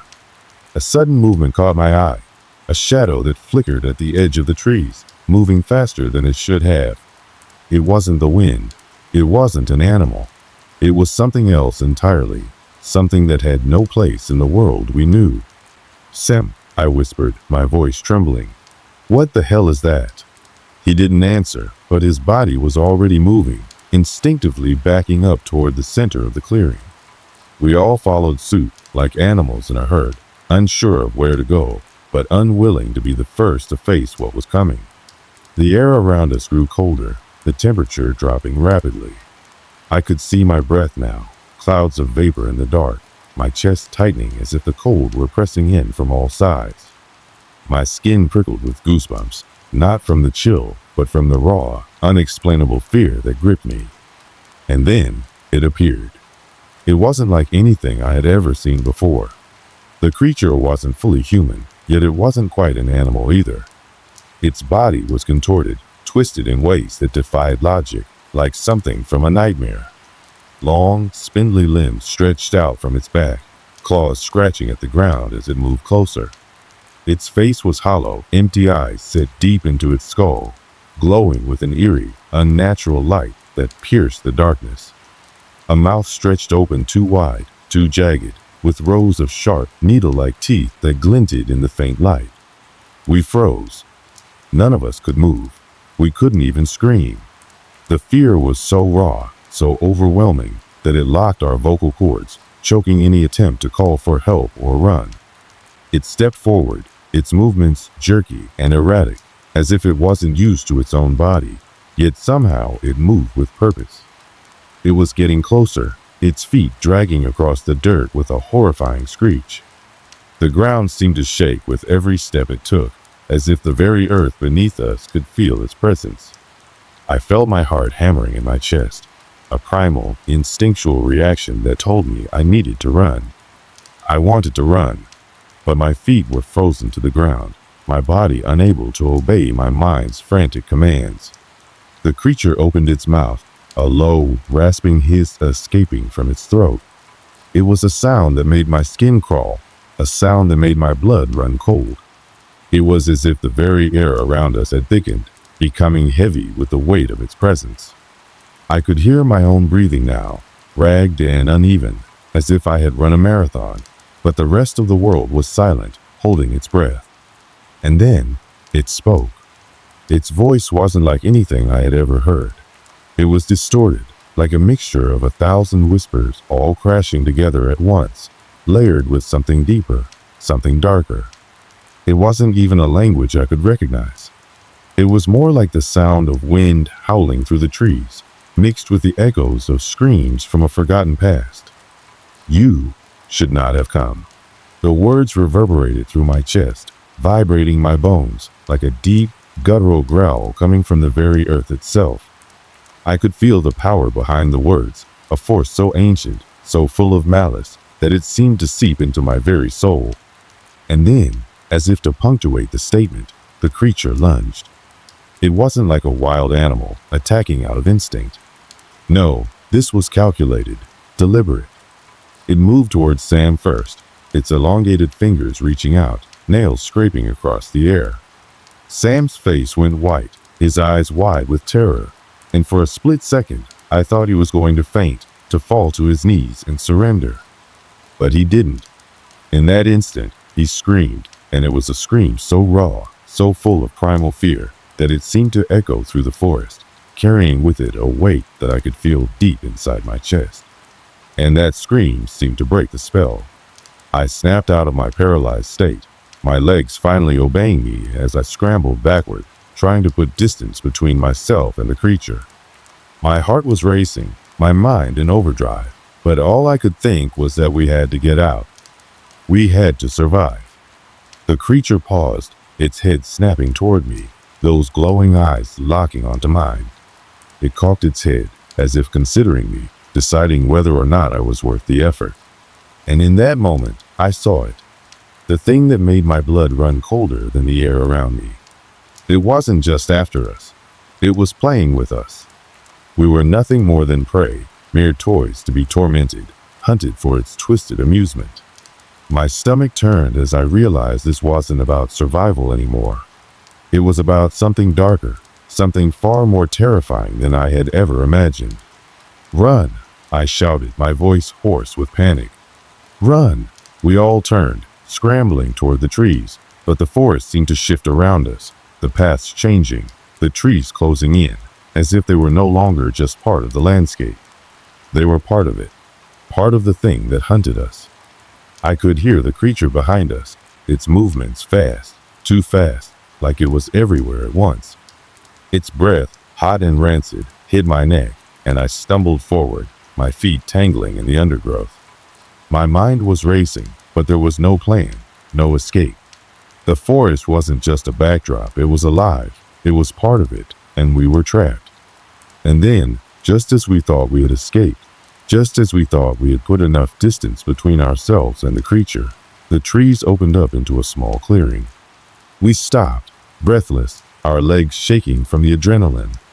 But there, standing in the center of the clearing, was something even worse. The creature! The sight of the creature standing in the clearing sent a shockwave of pure, unfiltered fear through my body. My heart was thundering in my chest, each beat a painful reminder of how close death had come. I could feel the world spinning around me, my vision blurry at the edges as I tried to focus on the reality that had shifted so drastically in an instant. It was no longer just one creature. No, there were countless others, all standing motionless, their glowing eyes fixed on us with unblinking intensity. I wasn't sure how much time had passed since we first saw the thing that had hunted us, but now the air felt thicker, more suffocating. The pressure around us, the weight of something far darker than fear, was closing in. I could hear the blood pounding in my ears, the sound of my breath, ragged and desperate, rising above everything else.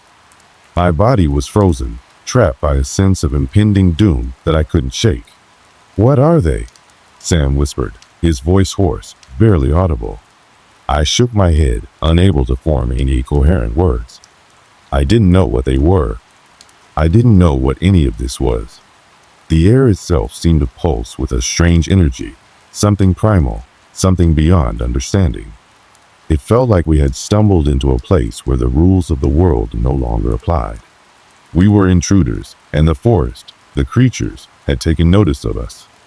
My mind raced for a solution, some way to escape, to survive, but all I could think was that there was no way out. There was nowhere to run. We had come to the heart of it, to the very center of whatever dark force had taken hold of this place. The creatures, these things, weren't just part of the forest. They were the forest, or at least, they were the embodiment of everything twisted and wrong about it. The creatures didn't move. They didn't make a sound. They just stood there, their hollow eyes watching us, as if waiting for something. For us to make the first move. For us to make a mistake. There was no escaping the feeling that we were completely powerless in the face of something ancient, something far beyond anything we could comprehend. And then, one of them moved. The air seemed to freeze, time itself stalling as it took a single, slow step forward. The others remained still, as if they were part of the landscape, their forms blending into the shadows, into the very essence of the forest itself. The one that had stepped forward tilted its head, those glowing eyes narrowing, fixing on me. It was as though it could see right through me, reading my every thought, my every fear. The cold, unsettling presence that had surrounded us since the moment we first entered the woods now reached a new level of intensity. It wasn't just watching us. It was studying us, understanding us. I wanted to scream, to shout for help, but the words died on my lips. There was no one out there. There was no help coming. We were alone in this nightmare, and we had no idea how to fight it. What do we do? Sam's voice trembled as he looked at me, his wide eyes searching mine for some sign, some direction. But I didn't have one.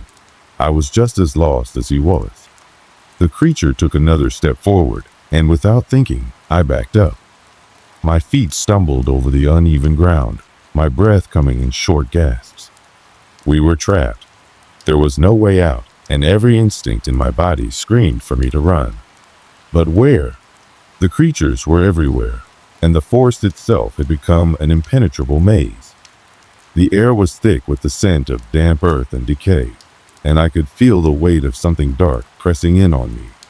Then, suddenly, I heard it, the faintest rustle from the trees, a whisper of movement that seemed to come from behind us, a new sound, almost like the wind, but it wasn't the wind.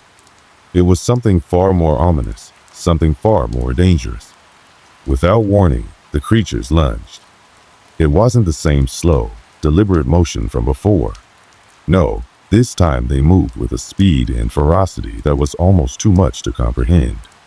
Their bodies contorted, twisting unnaturally as they advanced toward us, claws scraping the earth, their mouths opening wide in anticipation. The shadows seemed to stretch, to reach out for us, and I knew in that moment that there was no chance we would escape. But then, something unexpected happened. A loud crash echoed from the trees, followed by a deep, guttural growl that seemed to shake the very ground beneath our feet. The creatures paused. They stopped. They turned, all of them, toward the source of the sound. It was as if the forest itself had grown tired of them, had grown tired of this endless cycle of darkness. And in that moment, I saw it. A figure stepped out from the shadows, tall and imposing, a figure that seemed to radiate power, its presence overwhelming in a way that made the creatures cower, their hollow eyes filled with a kind of fear I had never seen before. The figure was draped in dark robes, its face hidden beneath a hood, but its eyes, those eyes, glowed with the same eerie light as the creatures. It raised its hand, a signal, a command, and just like that, the creatures stopped.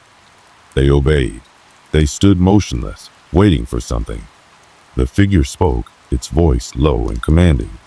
"You do not belong here." I didn't understand the words, but I felt them deep in my bones. This was it. This was the thing controlling everything, the thing that had made the forest its home, the thing that had created the nightmares we were now trapped in. It wasn't just a creature of the forest, it was the forest. We stood there in stunned silence, the weight of its presence suffocating us. For a moment, it seemed like we were no longer a part of the world we knew.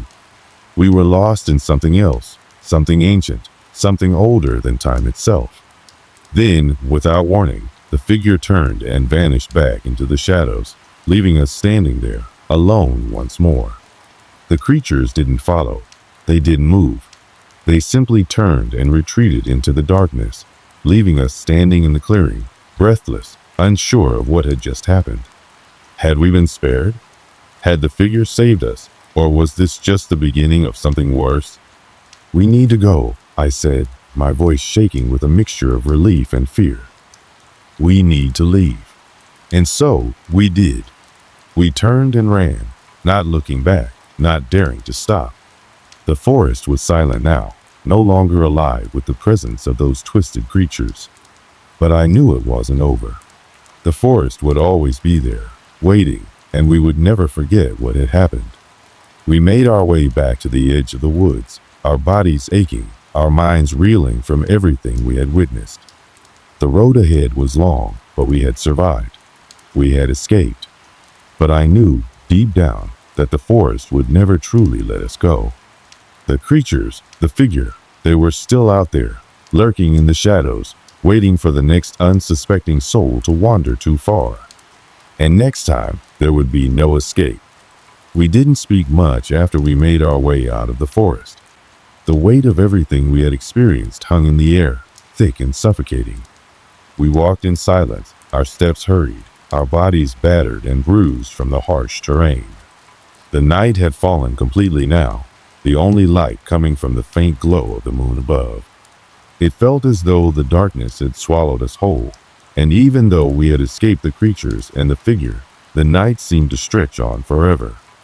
We made it back to the car, and I could see the relief in Sam's eyes as he climbed into the driver's seat. The engine roared to life, cutting through the silence, but it didn't drown out the thoughts swirling in my mind. I kept replaying the events over and over, trying to make sense of everything we had seen. What was that figure? What were those creatures? Why had they spared us? I couldn't shake the feeling that something had changed within me, that whatever we had witnessed in that forest had altered something fundamental about the world. We were no longer just two ordinary people driving through the woods. We were marked by something far older, far darker. The forest had shown us its true nature, and I wasn't sure if we would ever be able to truly leave it behind. As we drove, the landscape outside seemed almost unreal. The trees that had once seemed so inviting now appeared twisted, warped, like the forest itself was a living, breathing thing, constantly watching. Every shadow seemed to hide something, something that knew we were there, something that remembered us. The road felt endless, and the distance between us and that cursed place seemed to stretch farther with each passing mile. I turned to Sam, who was driving with his hands gripping the wheel tightly, his eyes fixed straight ahead. His knuckles were white, his face pale, and I could see the exhaustion etched into his features. We were both lost in our own thoughts, but I had to break the silence. I had to know what he was feeling, what he thought about everything that had happened. Sam, I began, my voice low, tentative. What do you think that was? What the hell did we just experience? He didn't answer right away, his jaw tightening as he concentrated on the road. It took him a moment, but finally, he spoke, his voice barely above a whisper. I don't know, he said, but I don't think we were meant to see it. Whatever that was, it's not something anyone is supposed to understand. I nodded slowly, my mind trying to process his words. He was right. We weren't supposed to see it, and now that we had, I wasn't sure how to make sense of it. The creatures, the figure, the sense of something ancient watching us, they were beyond our comprehension. It was like we had stumbled upon a secret that the world wasn't meant to know. The silence fell over us again, but this time it was more comfortable, more familiar. We had shared something unimaginable, something that had bonded us in a way that words couldn't capture. We had faced the unknown together, and we had made it out. But the price of that escape was more than we could understand. We reached the town and pulled into a small gas station, the fluorescent lights flickering above us. The world seemed normal again, but it felt hollow, like we had stepped out of a nightmare into an empty, lifeless world. I looked around, half expecting to see something watching us from the shadows, but the streets were empty, and the gas station was quiet. Sam turned off the engine, and we sat there for a long moment, neither of us eager to break the silence. I could see his eyes darting around, his body tense, as though waiting for something to jump out at him from the darkness. We were both hyper-aware now, every noise making us jump, every shadow making us question whether or not we were truly safe. Finally, Sam exhaled deeply, his shoulders slumping. "We're out of it," he said, more to himself than to me. "We're safe." But his words didn't comfort me. They didn't erase the fear that still gnawed at my insides, the fear that something had followed us back, that we hadn't truly escaped at all. It was as though the forest had marked us, branded us with its curse. and no matter how far we ran, it would always be there, just beyond the reach of our understanding. I stepped out of the car and stretched, trying to shake off the lingering tension in my muscles. The cool night air felt refreshing against my skin, but even that couldn't calm the unease that had settled in my chest. I glanced over at Sam, who was still sitting in the car, his hands resting on the wheel, his eyes fixed straight ahead. "We need to talk to someone," I said, the thought suddenly occurring to me. "We need to tell someone what happened. Maybe they can help us understand what we saw." Sam's eyes met mine, his expression unreadable. "Who would believe us?" he asked. "Who could we even talk to about something like this?" I didn't have an answer. Who could we talk to? Who could understand what we had been through? The things we had witnessed were beyond belief, beyond anything that could be rationally explained. If we told anyone, they would think we were crazy, that we had imagined it all, that we had simply gone too far into the woods and let our minds wander. But we knew the truth. We knew what we had seen, what we had felt, and that truth would stay with us forever.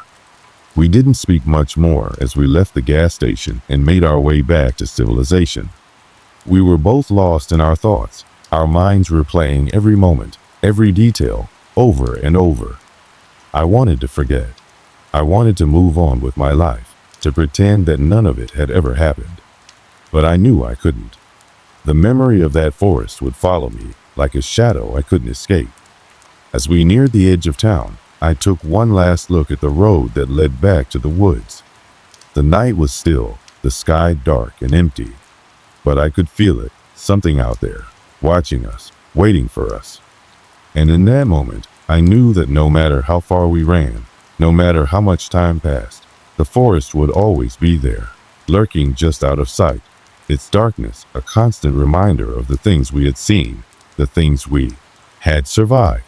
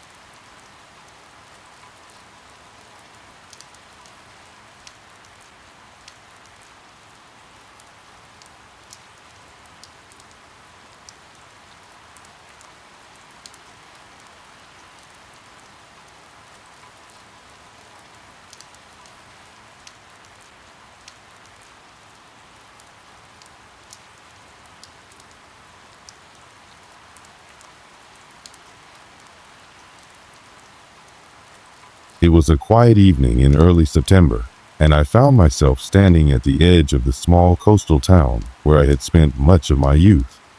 This place, though peaceful on the surface, carried with it a history of stories that no one seemed to speak of anymore. Perhaps they'd been forgotten over time, or perhaps they'd been intentionally buried beneath the weight of the years. But as I stood there, taking in the salty air and the cool breeze that came off the sea, I couldn't shake the feeling that something was off. Something was waiting. This particular town, with its cobblestone streets and ancient buildings, was home to a structure that I had always been drawn to, a lighthouse. Located on a rocky promontory, it had stood there for as long as anyone could remember. It wasn't just any lighthouse, though. There was a certain darkness to it, something about the way it towered over the coastline, its beam of light cutting through the fog. People had always whispered about it, but it never paid much attention. After all, who believes in ghost stories anymore? I wasn't alone when I returned to the town that evening. A group of old friends and I had decided to take a trip back to the lighthouse, hardly out of nostalgia, but also out of curiosity. Our childhood memories were tied to that place, adventures spent exploring its base, playing games on the beach, even daring each other to climb the spiral staircase to the top. But there had always been something eerie about it. At least, that's what I remember feeling when we were younger. I don't think any of us fully understood it back then, but we all had an unspoken agreement to avoid venturing too close to the lighthouse after sunset. My friends and I hadn't seen each other in years, and this was supposed to be a fun trip down memory lane. We laughed and reminisced about the things we used to do. But even as we made our way toward the lighthouse, I could sense an odd tension in the air. There were no sounds of birds or crashing waves, just the faint rustling of the wind as it moved through the tall grass. As we approached the lighthouse, memories from our childhood flooded back. The craggy path leading up to the towering structure seemed more daunting now than it ever had before. I felt a mix of excitement and apprehension as I followed the others. We joked around, trying to convince ourselves we were just a bunch of grown-ups revisiting an old haunt, but the hairs on the back of my neck stood on end. We reached the base of the lighthouse, where the stone was cold and smooth beneath our hands. The entrance to the lighthouse stood before us, a large wooden door that looked as though it hadn't been touched in years. Its frame was weathered, the hinges rusted from salt and time. The door creaked as one of my friends, Derek, pushed it open, the sound cutting through the air like a warning. "Well, here goes nothing," Derek said, his voice attempting to mask the unease that had crept into it. He was always the brave one, the one who would lead us into situations we later regretted. We stepped inside. The air inside was musty, thick with the smell of damp wood and seaweed. The light from our flashlights barely pierced the gloom. A spiral staircase led up to the top, and I could hear the faintest echo of our footsteps as we climbed higher. "I can't believe this place is still standing," said Lauren, one of my oldest friends. "Feels like it should have crumbled by now." "Yeah, well, I wouldn't be too sure about that," I replied, trying to make light of the situation, but my voice faltered as I looked around. The place hadn't changed at all. Everything was just as we remembered. The chipped paint on the walls, the old brass fixtures, the faint scent of oil. We made our way up to the top of the lighthouse, and for a moment, I could almost forget the unease that had been settling in. The view from the top was breathtaking, the wide stretch of coastline, the waves crashing against the rocks below, and the sun setting in the distance. It felt like nothing had changed, and for a brief moment, I felt at peace. But then, something happened. A strange noise, like a distant thud, echoed through the walls of the lighthouse. At first, I thought it was just the wind, but the noise grew louder. My friends stopped talking, and we all exchanged glances, unsure of what was happening. The thud became a series of rhythmic knocks, almost like someone, or something, was tapping from the other side of the wall. Derek was the first to break the silence. "What the hell was that?" We stood there for a moment, waiting, listening. The knocks stopped. Then, as if on cue, the temperature in the room seemed to drop, and a chill ran down my spine. I couldn't explain it, but there was something off about that sound. Something unnatural. "We should go," Lauren said, her voice trembling. She was always the one to be the most cautious, but this time, even Derek seemed uneasy. Just as we turned to leave, the light at the top of the lighthouse flickered.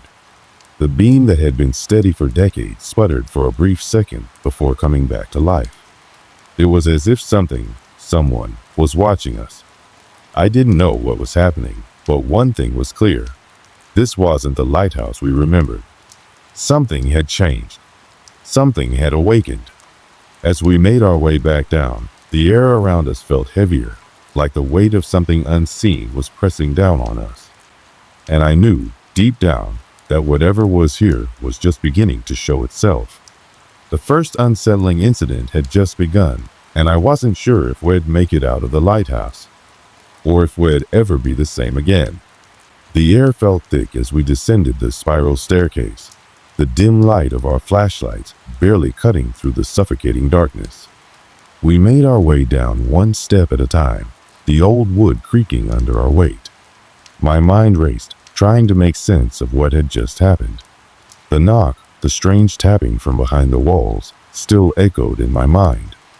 It was the kind of sound that didn't belong in a place like this, a place that had stood for so many years without anything remotely resembling life stirring within it. "Okay, I don't know about you guys, but that was not normal," Derek said, breaking the silence as we reached the bottom of the staircase. His usual bravado had been replaced with a hint of uncertainty in his voice. Lauren was the next to speak, her voice small but sharp. "This is exactly what I didn't want to happen. There's something wrong with this place." We all paused, standing in the dimly lit entryway of the lighthouse, listening. The faint sound of the wind outside howled through the cracks in the building, but there was something more, something that wasn't just the wind. It was a low, almost imperceptible hum, like a distant machine working tirelessly in the background. It wasn't the kind of sound that should be coming from an abandoned lighthouse. "You hear that?" I asked, my voice barely above a whisper. "I do," said Derek, his eyes narrowing as he scanned the room. "But there's nothing here. It's probably just the structure settling, or..." "No," I cut him off, my heart starting to race. "That's not it. It's something else."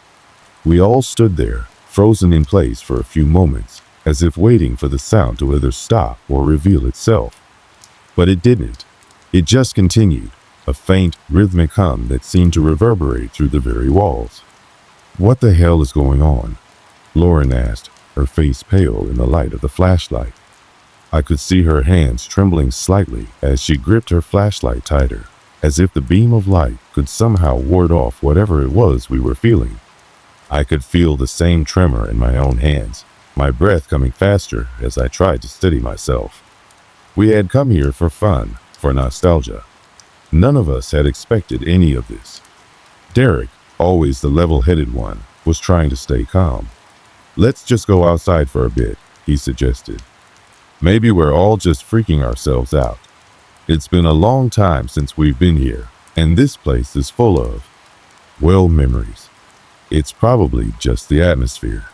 But deep down, I knew he didn't fully believe that either. None of us did.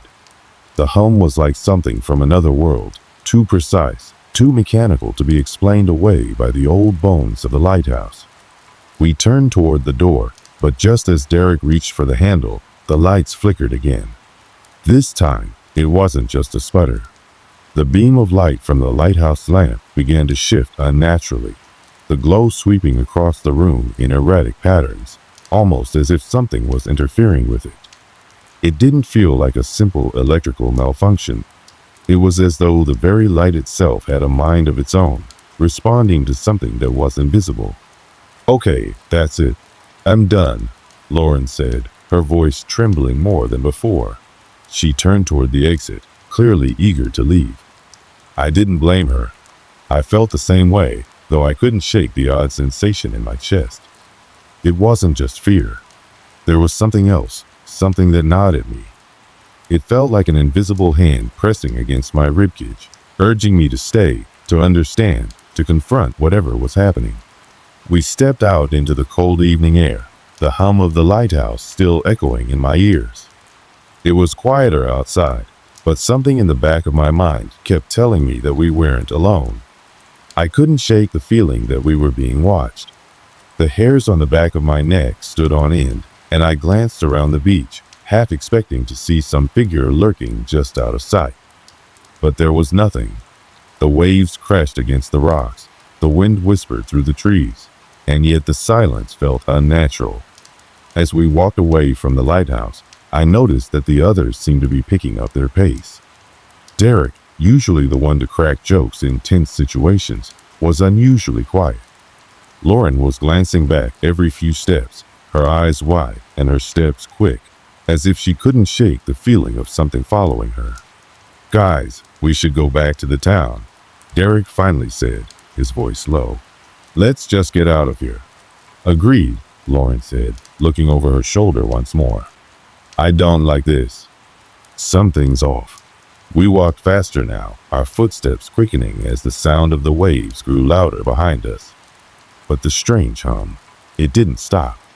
Even now, it seemed to be creeping closer, as though it was following us, mimicking our every step. My mind raced as I tried to process everything that had happened. What had caused that noise inside the lighthouse? The hum, the flickering lights, the strange tapping earlier, it all felt connected. But how? What could explain this? We reached the edge of town, and as soon as the lighthouse was out of sight, I felt a slight sense of relief. But the feeling of being watched didn't go away.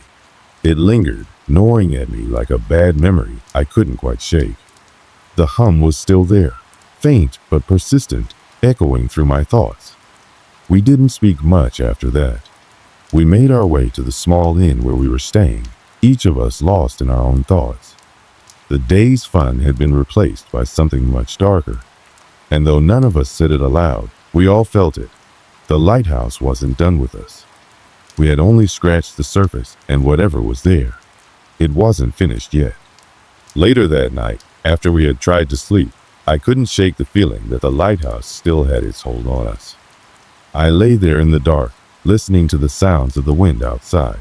But deep down, I felt as though I could hear that same hum from far away, like a reminder that we had crossed a line we couldn't undo. None of us knew it yet, but this was only the beginning. The lighthouse had started showing its true nature, and we had unknowingly awakened something that had lain dormant for far too long. The following days felt different. It wasn't just the unnerving experiences we had shared near the lighthouse, but a shift in the air, something subtle, almost imperceptible, but undeniable. Every creak of the old inn's wooden floors, every gust of wind rattling the window panes, seemed charged with an energy that made the hair on my neck stand up. It wasn't just the isolated moments we had encountered, those strange noises, the flickering lights, the unsettling hum. It was as though the very place was closing in on us. We tried to move on, to act as though it had all been a bad dream, but the unease lingered like a shadow we couldn't escape. It was Derek who first brought it up, though none of us had spoken much about what had happened since that night. "We can't keep ignoring it," he said one morning, his voice unusually grave. We had gathered around the small kitchen table in the inn, the sunlight filtering through the blinds, casting long, thin shadows across the walls. But the warmth of the morning sun didn't dispel the chill that had settled over all of us. Lauren shifted uncomfortably in her chair, glancing out the window as though the lighthouse might somehow appear on the horizon, its towering form looming over us even from this distance. "We don't even know what we're dealing with. It's all so wrong." She had a point. Since that first unsettling incident, things had only escalated. The nights had been restless. Derek and I had been awoken by what could only be described as a soft but unmistakable scraping noise in the walls of our rooms. Lauren had heard it too, though she hadn't dared to say anything for fear of sounding paranoid. But when we all realized we were hearing the same sounds, it was no longer easy to brush off. "I agree," I said, breaking the silence. "But if we go back there, what are we even looking for?" "It's just an old building." Derek's eyes narrowed. "Old buildings don't make noises like that, and old buildings sure as hell don't make lights flicker like that." We were silent for a long time after that, the only sound the soft hum of the refrigerator in the corner. But the tension hung in the air, thick and suffocating. I could feel the pull, the need to know, to understand. It was as though something had latched onto us the moment we stepped foot in that lighthouse. Something we couldn't explain, something we couldn't escape. By the afternoon, we found ourselves once again standing in front of the lighthouse. The daylight made it look even more ominous. the gray stone structure towering over us like a sentinel guarding some ancient secret. I could see it in the others' faces. We were all thinking the same thing. We needed answers. "It's not going to make a difference," Lauren said, her voice barely above a whisper. She stood with her arms crossed, staring up at the lighthouse as if it were some monstrous creature waiting to consume us. "Whatever it is, we can't stop it." But Derek was undeterred. "We don't know that for sure. We need to at least try. If something's causing all this, we need to find out what." With reluctance, we stepped closer to the entrance, the heavy wooden door creaking as we pushed it open. The air inside was damp, cold, and still. The faint smell of mildew clung to the walls, mingling with something else, something metallic, like rust. As we ventured deeper into the lighthouse, the first strange sensation hit again, the hum. It was softer this time, like a distant engine running somewhere far below us, but it was there, beneath the layers of sound from the wind and the sea. We moved in silence, the only sounds the shuffle of our footsteps on the old wooden floors, the occasional thud as something shifted in the building's depths. The beam from our flashlights danced erratically across the walls, revealing cracked plaster and peeling paint, but nothing seemed out of the ordinary, at least, not at first. Then it came again, the tapping. It was so faint at first that I thought it might be the building settling, but then it repeated, a sharp, quick knock, followed by another. It didn't echo as it should. Instead, it seemed to come from just behind the walls, close, too close. We froze, our collective breath held in the thick silence. The sound was so deliberate, so precise, that it was impossible to ignore. "It's happening again," Derek muttered under his breath, his face pale. "I don't know how much more of this I can take." "Stitch," I whispered, holding my hand up to silence him. "Do you hear that?" It was no longer a mere tapping. It had become a rhythmic sequence, almost like someone or something was trying to communicate. My heart began to race as the taps came faster, quicker, as though whatever was behind the walls was getting closer, impatient, urgent. I raised my flashlight and directed it at the wall. The beam flickered, then stuttered, before illuminating something I hadn't expected. On the floor beside the base of the wall, where the stone met the wood, was a small crack, a faint line that had not been there before. I knelt down to inspect it, feeling a chill run through me as my fingers brushed the cool stone. The crack was too thin, too deliberate to have formed naturally. It was as though something, or someone, had etched it into the wall. "Do you think it's a message?" Lauren asked, her voice barely audible. "I don't know," I replied, my mind racing. "But it's no coincidence that it's here." I gently pressed my palm against the crack, feeling the stone shift slightly under my touch. The tapping stopped suddenly. And then, as if on cue, the hum grew louder, more intense, vibrating the very air around us.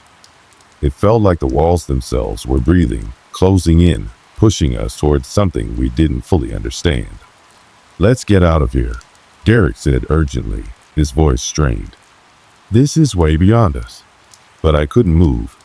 The curiosity, the need to uncover the truth, was overpowering. My gaze was fixed on the crack, and something inside me pushed me forward, despite the fear gripping my chest.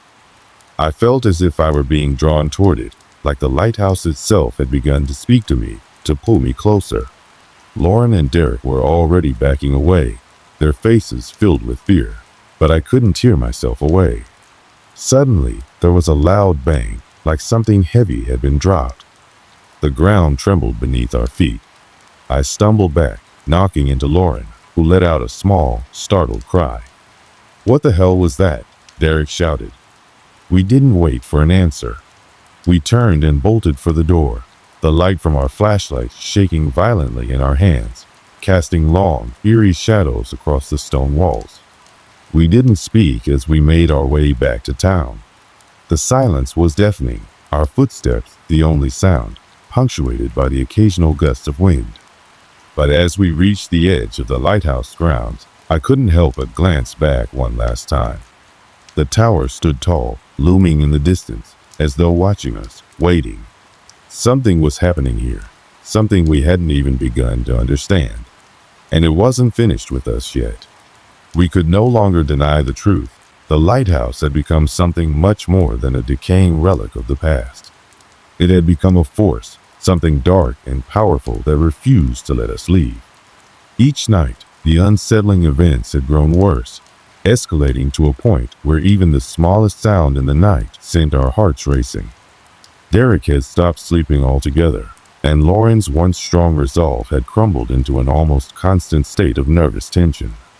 But nothing could have prepared us for what happened that night. We had decided, against our better judgment, to go back. Derek was convinced that the answer lay within the lighthouse itself. He felt as if something was calling to him. And, despite the dread that gnawed at me, I found myself agreeing. Maybe we had missed something the first time. Maybe we hadn't seen the signs clearly. There had to be something, a clue, a key that could unlock what was truly happening. The moon hung high in the sky, casting a silver light over the landscape as we approached the lighthouse. The cold wind carried with it the tang of salt water, and the faint sound of crashing waves echoed in the distance, but something felt off. The air was thick, almost oppressive. My chest tightened with each step toward the looming structure, and I could feel the weight of it pressing down on me, as though the lighthouse itself was alive, watching.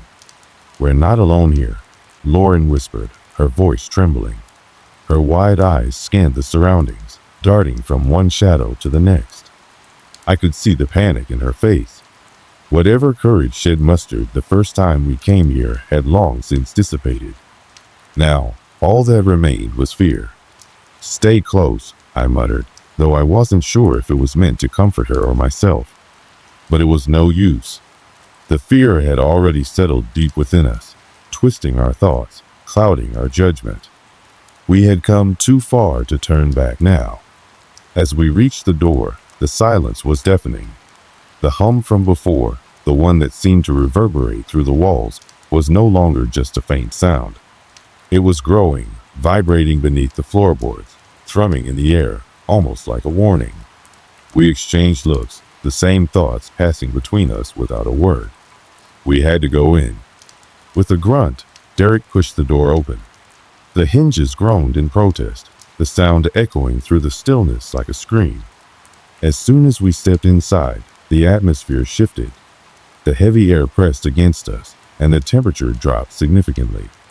It was as if the building had exhaled, welcoming us back, or trapping us in its suffocating grasp. We didn't waste time with pleasantries. We knew exactly where we needed to go, the stairs leading up to the lighthouse lantern room. The higher we climbed, the more intense the vibrations became. The hum was almost deafening now, filling the space and reverberating in our bones. Lauren stumbled on the stairs, her legs unsteady, as though something was pulling at her from below. Derek grabbed her arm to steady her, but the moment his hand touched her skin, he recoiled, his face paling. "Did you feel that?" he asked, his voice strained. I don't know," Lauren stammered, shaking her head. Her face was flushed, but her eyes were wide with terror. "But I feel like it's..." She didn't finish her sentence. Her breath hitched, and she gasped as if she couldn't catch her breath. Then, the room at the top of the stairs, the lantern room, came into view. The door was ajar, a sliver of light spilling from the crack. But it wasn't a warm, inviting light. It was cold, harsh, unnatural. It burned my eyes, making my skin prickle with unease. I stepped forward, my feet dragging against the floor, each step heavier than the last. My heart thudded in my chest, pounding in my ears as I pushed the door open. What I saw inside was enough to stop me dead in my tracks. The room was bathed in a pale, sickly glow, but it wasn't coming from the lantern. No, the light seemed to be emanating from the walls themselves. Cracks had appeared in the stone, glowing with an eerie, phosphorescent sheen. They pulsed, beating like a heart, the rhythm syncing with the pounding in my chest. The hum was now deafening, shaking the very air around us. and the floor beneath us seemed to vibrate with an energy that felt wrong. Then I saw it. In the center of the room, standing perfectly still, was a figure. A tall, thin shape draped in shadows. Its features were indistinct, blurred by the unnatural light, but I could make out enough to see that it wasn't human. Its limbs were elongated, its form twisting in ways that didn't make sense. It seemed to shimmer, flickering like a mirage, and for a split second, I wasn't sure if it was even real. Derek was the first to speak, his voice ragged with fear. "What? What is that? What the hell is that?"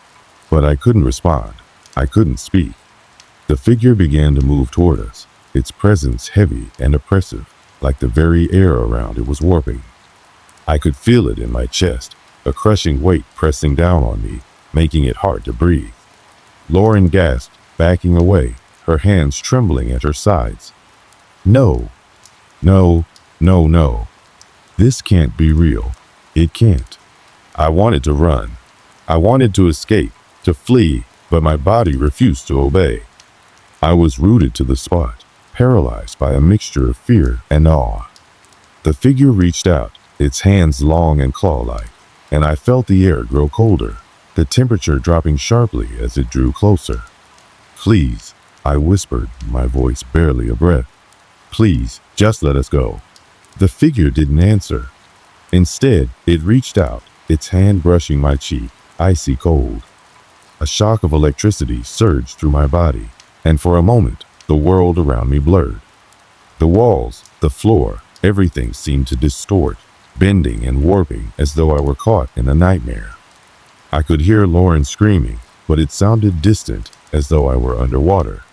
Then, just as suddenly as it had appeared, the figure withdrew, dissolving into the shadows, leaving nothing but the oppressive hum in its wake. I collapsed to the floor, gasping for air, my heart pounding so loudly I thought it would burst from my chest. Derek and Lauren were on their knees beside me, their faces as pale as mine, their eyes wide with terror. "We need to get out of here," Derek choked out, his voice trembling with panic. I didn't argue. I couldn't. All I could think about was leaving, escaping from this nightmare, from whatever had just happened. But as we stumbled back down the stairs, something else caught my eye, a symbol etched into the wall near the base of the lantern room door. It was faint, almost invisible, but I knew what it was. The same symbol we had seen before, the one that had marked the walls in our dreams. The air outside the lighthouse was thick with the scent of salt water, but it felt like the cleanest breath I had taken in hours. We stumbled out of the lighthouse, each of us moving like we were in a daze, as if the terrifying experience had drained all sense of normalcy from us. The wind had picked up, whipping through our clothes, but it was nothing compared to the icy chill we had felt inside the lighthouse. I couldn't shake the feeling that something was following us, though when I glanced over my shoulder, the lighthouse seemed as still and lifeless as it ever had been. The night sky stretched out above us, vast and empty, but I felt no comfort in its distance. The entire world seemed somehow off, as though reality itself had shifted, leaving us in some liminal space between what was real and what had been twisted by the darkness of that lighthouse. Every sound, every shadow made my pulse race again. My mind kept replaying the events of the last few hours, those long, drawn-out moments when we had come face to face with something that wasn't supposed to exist. Something ancient and powerful. We didn't speak for the longest time. We couldn't. The silence between us was a suffocating blanket, wrapping us tighter with every passing second. Eventually, Derek broke the silence, his voice hoarse. "We have to leave. We can't go back. It's not safe. It's never been safe." Lauren was the first to nod. Her face was pale, drawn tight with fear, but I could see the relief in her eyes as well. Relief that, for now, we had escaped. But there was no comfort in that. We all knew the truth. We hadn't won. Whatever it was inside that lighthouse was still there, still waiting. Are we really just going to leave it like this?" I asked, the question lingering in the air between us. Derek looked at me, his expression unreadable, His jaw clenched tight. What else can we do? We can't fix this. It's beyond us. He didn't say it out loud, but I could hear the unspoken words. It's too powerful for us to handle. Lauren shivered next to him, her arms wrapped tightly around her torso, as if to hold herself together. I keep seeing it. That thing, the figure. It's like it's inside my head now. I can't stop thinking about it. I didn't have an answer for her. I didn't know how to make sense of what we had experienced. And the more I thought about it, the more I realized that there was no making sense of it. That thing in the lighthouse, whatever it was not something that could be explained by logic or reason or any of the rules that governed the world we knew. It was something older, darker, and beyond our comprehension. We need to get out of here, I said finally, my voice cracking under the weight of it all. We need to get as far away from this place as possible. Without saying another word, we began to walk, our feet carrying us away from the lighthouse, away from the place that had nearly broken us. Each step felt heavier than the last, as though the ground itself was trying to pull us back. The wind was still howling around us, but the further we moved from the lighthouse, the less it felt like we were running from something, and the more it felt like we were running towards something. I tried not to think about the symbol we'd seen etched into the wall near the lantern room door, the one that had matched the one in my dreams. But no matter how hard I tried to push it out of my mind, it kept coming back, dancing at the edge of my thoughts. That symbol meant something, I was sure of it. But what? And why had it felt like it had been waiting for us? Eventually, we reached the road leading back to the small town. The familiar lights in the distance were a welcome sight, but they offered no real comfort. I couldn't shake the feeling that something had followed us, something that couldn't be left behind so easily. The lighthouse, that damned place, had imprinted itself on our minds, and I knew that no matter how far we went, it would always be there, lurking in the back of our consciousness. We didn't speak much as we walked. We didn't need to. The weight of the night hung between us, thick and suffocating. All I could think about was getting to the safety of the town, and even that didn't feel like enough. Even now, with the lighthouse a distant shadow on the horizon, I could still feel its presence. It was like the air itself had changed, had become contaminated by whatever dark forces resided in that forsaken place. When we reached the town, we didn't go straight to the hotel. Instead, we found a bench near the docks and sat in silence, the hum of the lighthouse still ringing in our ears. The town was quiet, too quiet. It felt like the world had been holding its breath since we left the lighthouse, waiting for something, waiting for us to make a decision. "We're not the first," Derek said suddenly, breaking the silence. His voice was low, almost fearful, as if he were speaking the words aloud would make them real. "What?" I asked, turning to him. "Not the first people to go there," he clarified. "Not the first to experience it." Lauren looked at him, confusion crossing her face. "What do you mean?" He hesitated, as though weighing whether or not he should say the words that had been plaguing his thoughts since we had left the lighthouse. I looked into it. Before we came here, I did some research. There are rumors, stories about the lighthouse, about what happens to people who go there. People disappear. People go mad. No one talks about it. No one ever comes back the same. I felt the blood drain from my face. My mind flashed back to everything we'd experienced, the strange hum, the figure, the dark presence in the lighthouse. It all made sense, and yet it didn't. If others had been through this, if others had encountered the same horrors, then why hadn't they warned us? Why hadn't anyone stopped us from going? I opened my mouth to say something, but nothing came out. The truth hung heavy in the air, more terrifying than any of the events we had experienced. "We need to leave this town," Lauren said suddenly, her voice trembling. "We need to go. We can't stay here. Not after what we saw." I didn't argue. There was no argument to be made. Whatever we had encountered in that lighthouse was bigger than us, and it wasn't done with us yet. We had been marked, and we would never be free of it. We didn't speak for the rest of the night. We packed our things and left the next morning, never looking back. But even as I sit here now, far from that cursed lighthouse. I can feel it. It's been months now since we left that town, since we fled the lighthouse that had nearly consumed us. I've tried to put it out of my mind, tried to return to some semblance of normalcy, but I can't. It's like that place, like what we saw there, has become a permanent part of me, woven into the fabric of my thoughts, my very being. The nightmares have started again, more vivid than ever. It's always the same. The lighthouse standing alone against the crashing waves, the heavy fog that rolls in and wraps everything in a suffocating embrace. And that figure. I can't escape it. It's always there, waiting, watching. I don't know what it wants from me, but I can feel it, even now, even as I sit here, trying to tell this story, trying to make sense of it all. Lauren and Derek, they've moved on. They've tried to leave it behind, just like I have, but it's clear to me now, no one can outrun that lighthouse. It doesn't matter where you go or how far you travel. The memory of it will follow you, always lurking in the corners of your mind, waiting for the right moment to reappear.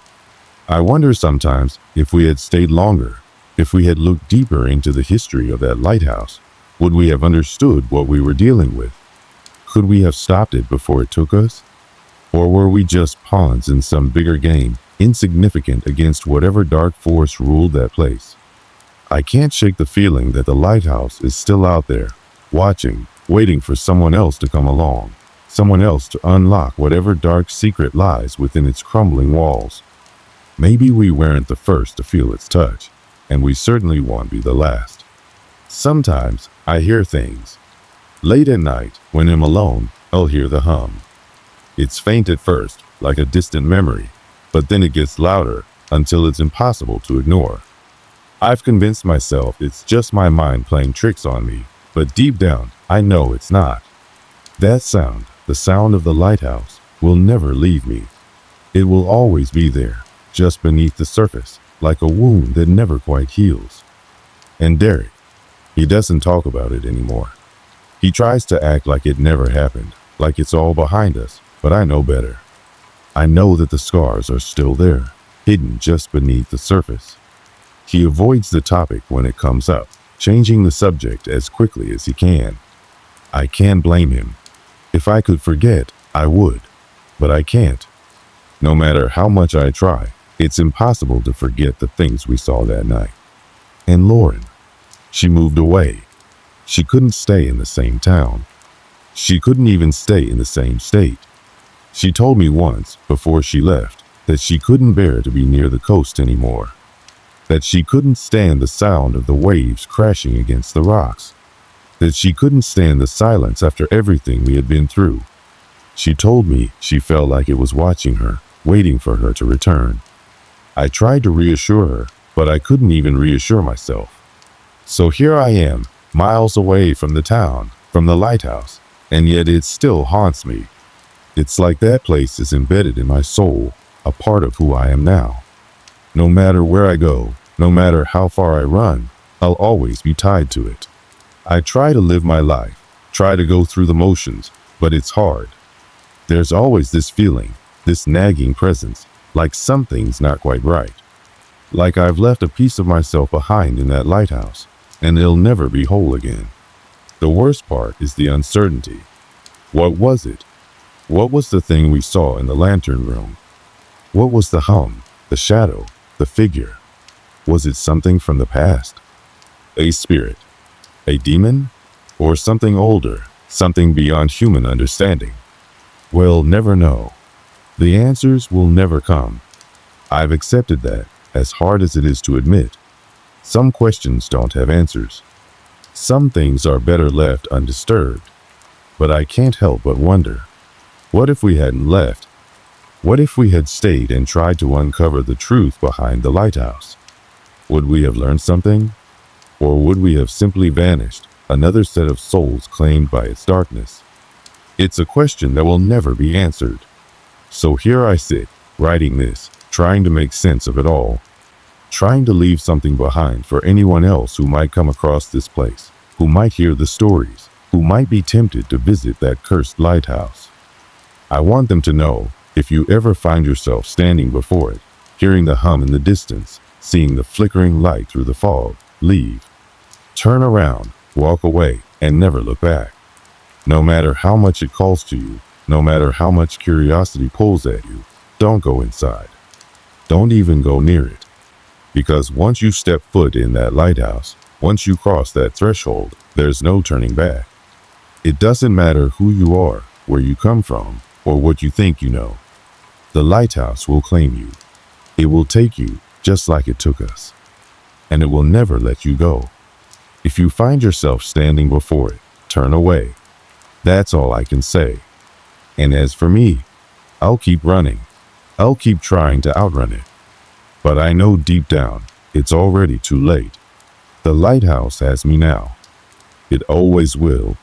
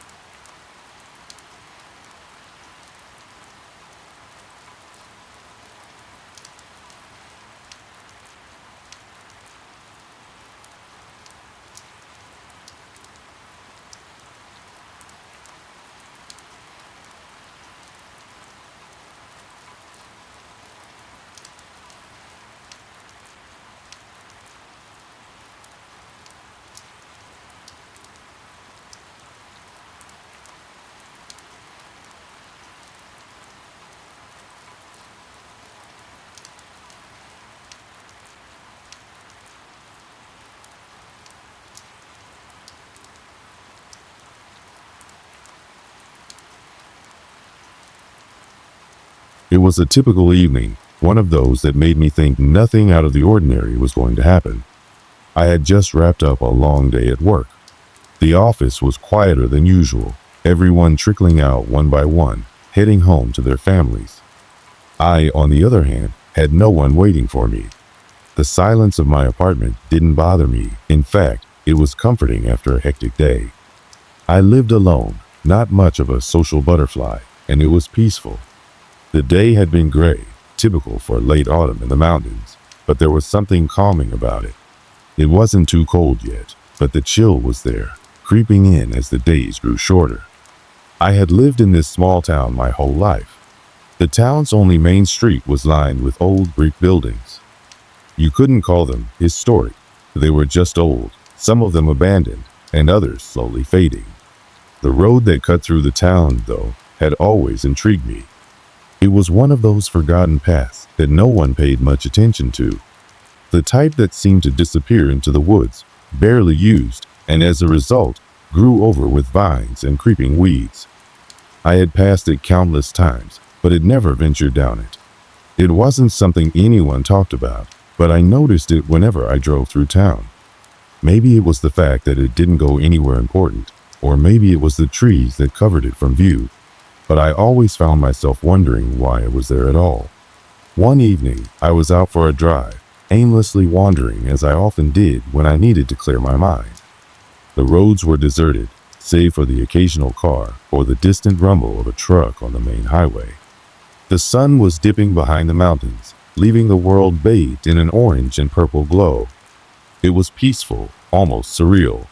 And that's when I saw it again, the abandoned road. I don't know why, but that day I felt drawn to it more than usual. I pulled the car over, the gravel crunching under my tires as I parked on the shoulder. I hadn't planned to stop, but something felt different. It wasn't an overwhelming urge, but more of a quiet curiosity, something I couldn't ignore. There were no signs marking the beginning of the road, just a narrow path lined with overgrown grass, tangled vines, and a few disheveled mailboxes, their numbers barely legible. The trees that hung overhead seemed to create a canopy, blocking out much of the sunlight, casting shadows that stretched long into the distance. I sat there for a few moments, just staring at the road, considering whether I should turn around and head back. But then something inside me said, why not? There was no reason not to. So, I took a deep breath, started the engine again, and turned onto the overgrown road. The further I drove, the more I felt disconnected from everything I knew. It was as if I had left the town behind, even though I was still only a few miles from home. The air grew cooler, and the woods seemed to close in on both sides. It was a strange feeling, almost like I was being watched, though I couldn't see anyone. The trees, thick and dark, stood like silent sentinels. At first, the road seemed normal enough, nothing out of place. The more I drove, however, the stranger it became. The further I went, the more I realized there was no sign of any other cars, no houses, no streetlights, nothing. It was as if the road had been forgotten by time itself. And yet, it was clear that someone had been down this path recently. I could see fresh tire tracks, and the weeds that had once claimed the road had been trampled down in certain spots, making me think someone had driven through not long ago. My heart began to race a little as the light continued to fade.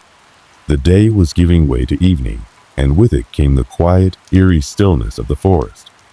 I began to second-guess my decision. Maybe I should turn around, go back. But I didn't. I kept going, my headlights casting long shadows across the twisted trees. Eventually, the road turned sharply to the left. I followed it, and that's when I saw something that made me hesitate. There, at the edge of the path, was a small, dilapidated cabin. It was hidden behind a wall of thick trees, barely visible unless you were looking for it. The roof was sagging, the windows broken, and the door hung loosely from its hinges. But what struck me the most was the odd feeling that washed over me, like I had just stumbled upon something that shouldn't be there, something abandoned for a reason. I slowed down as I approached, my grip tightening on the steering wheel. I had to fight the urge to turn around, to go back. Something was off about this place. But I was already here, and the curiosity was stronger than the fear. I parked the car just in front of the cabin and sat for a few moments, staring at the decrepit structure.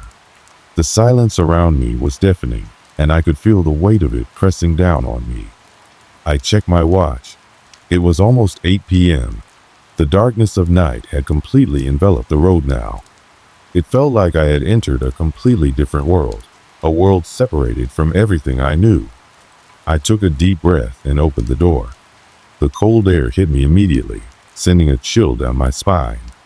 I grabbed my flashlight from the glove compartment and stepped out of the car, my feet crunching on the gravel as I made my way toward the cabin. The woods around me seemed to grow still, the sound of rustling leaves or distant bird song now completely absent. Only the sound of my own breath seemed to fill the air. I was a little nervous, but I told myself it was nothing. It was just an old cabin, an abandoned place. What could possibly be so strange about it? I walked closer, the beam of my flashlight cutting through the shadows, illuminating the crumbling wood of the cabin's walls. My mind raced with questions. Who had lived here? Why had they left? And why did it feel so wrong? But before I could get any closer, I heard something. A noise. Something like a faint thud, followed by a low, almost imperceptible creak. I froze, my heart pounding in my chest. It wasn't the wind. No, this sound was too deliberate, too close. I glanced around, scanning the darkness, but saw nothing. There was no one out here. I stood there, staring at the cabin, my flashlight beam cutting through the dense shadows that surrounded me. The cold air felt even colder now, the temperature dipping lower as night fully took over. My heart thudded against my chest, and for a moment I thought about turning back. But something kept me rooted to the spot, a strange pull drawing me closer to the cabin. The noise I had heard earlier, the soft thud and the creak, was still echoing in my mind, making every muscle in my body tense. I took a cautious step forward, glancing around again, half expecting to see someone or something emerge from the darkness. But there was nothing. Not a sound, not a movement, just the oppressive silence of the woods. I took another step, and then another, each footfall crunching on the gravel beneath me. The cabin loomed ahead, more intimidating with each passing second, the decaying wood and broken windows seemingly waiting to tell me something. As I neared the porch, something else caught my attention. It was subtle, but enough to make me stop in my tracks. At first, I thought it was just a trick of the light, a shadow cast by the dim glow of my flashlight. But as I focused, I realized the shadow wasn't moving in the way it should have been. It wasn't cast by the trees or the cabin itself. It was more erratic. It shifted and flickered, like something or someone was standing just out of view, their figure dancing around the corner of the porch. My breath caught in my throat, and I instinctively took a step back, my heart racing. For a moment, I stood frozen, trying to make sense of what I was seeing. Was it my mind playing tricks on me? Maybe it was just the shifting light, playing with my sense of perception. But then the shadow flickered again, this time more defined. And that's when I saw it. A figure. A person. Or at least, that's what I thought at first. It was standing in the shadow of the cabin, just barely visible, a silhouette against the dim light. The figure didn't move. It just stood there, unmoving. I could feel the hairs on the back of my neck stand up, the chill in the air now settling deep into my bones. I called out, my voice sounding strangely small in the vast silence of the night. Hello? I didn't expect anyone to answer, but I couldn't stop myself from speaking. Maybe it was a local, someone who had come here for a reason, or perhaps just a wanderer who had gotten lost. But there was no response. I took another step forward, my mind battling between the desire to get closer and the overwhelming urge to turn and run. The figure remained where it was, still and silent. I took another cautious step, then another, until I was close enough to the porch to see more details. My flashlight illuminated the area in front of me, revealing the wooden planks of the porch that had cracked and splintered over time. But the figure? Gone. I stopped dead in my tracks, my pulse hammering in my ears. The air felt heavier now, as though the very atmosphere had shifted. The shadow that I had seen was no longer there. The porch was empty. My mind raced to make sense of what had just happened. I had been sure I saw someone standing there. There had been movement, subtle but distinct. But now there was nothing. The porch was deserted. I didn't know how long I stood there, staring at the empty space, trying to convince myself it was nothing. It had to be nothing. A trick of the light. My imagination. But deep down, I knew something wasn't right. The woods around me seemed to grow even quieter, the usual sounds of rustling leaves and distant wildlife now completely absent. It was as if the whole world had fallen silent, as if the night itself was holding its breath. Finally, I shook myself out of my daze and stepped back from the porch. Maybe I was just letting my mind get the better of me. I had heard that abandoned places often played tricks on you. Old buildings, decaying structures, they all had a way of warping reality. Maybe that's what this was. Still, I couldn't shake the feeling of being watched, the sensation that something or someone was out there, hidden in the dark. I turned back toward the car, my footsteps quickening as I moved away from the cabin. I needed to get back to safety. The sense of unease was growing, settling in the pit of my stomach.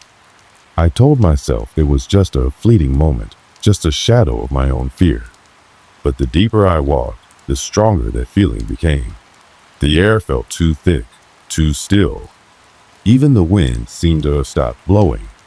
As I approached my car, I glanced back toward the cabin, almost expecting to see something, anything, in the windows. But there was nothing. The building was just as lifeless as it had been before. No movement, no signs of life. I was about to get in the car and leave when I heard it again. The same thud. Soft, almost imperceptible, but there nonetheless. I froze, my hands still gripping the car door. This time, the sound was coming from behind me, not from the cabin, but from the woods. I slowly turned my head, my breath catching in my throat as I strained to see through the trees. The darkness swallowed up everything, but that thud, that strange, rhythmic sound, it was still there, faint but persistent. I couldn't tell if it was footsteps or something else entirely, but it felt too deliberate. Too close. I didn't wait to find out what it was. I jumped into the car, slammed the door shut, and started the engine. The headlights cut through the darkness as I reversed quickly, spinning the wheel to get back onto the main road. The gravel crunched under my tires as I sped down the narrow path, the trees blurring on either side. I could feel my heart pounding in my chest, my hands gripping the wheel so tightly my knuckles were white. But as I drove away, I couldn't shake the feeling that something was following me. The shadows behind me seemed to stretch, almost as if they were reaching out, trying to pull me back. I didn't dare look in the rearview mirror. I kept my eyes on the road ahead, praying that I was just imagining it, that it was nothing more than a trick of my mind.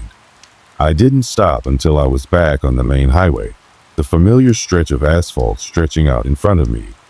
Only then did I allow myself to take a deep breath. I had made it out. But the unsettling feeling, the sense that something had been watching me, lingered. I didn't know what had happened at that cabin, or what I had heard in the woods, but one thing was clear: I would never go back. And somehow, I felt like the road behind me would always hold its secrets, waiting for the next person foolish enough to stumble upon them. Days passed after the incident by the cabin. The unsettling feeling I had left that night seemed to fester within me, lingering in the back of my mind. It wasn't just a fleeting moment of fear. Something had shifted. Something had changed. I couldn't explain it, but I knew it wasn't over. I tried to go back to my daily routine, work, errands, catching up with friends. But there was always a heaviness in the air, an invisible weight that made everything feel off. I tried pushing the experience to the back of my mind, pretending it was just a figment of my imagination. But every time I closed my eyes, I could still hear that thud, the rhythmic pounding that had echoed in the woods. It haunted me. One evening, I found myself talking to an old friend. Mark had known me long enough to sense when something was bothering me. After some casual conversation, he asked, "So, how's everything going?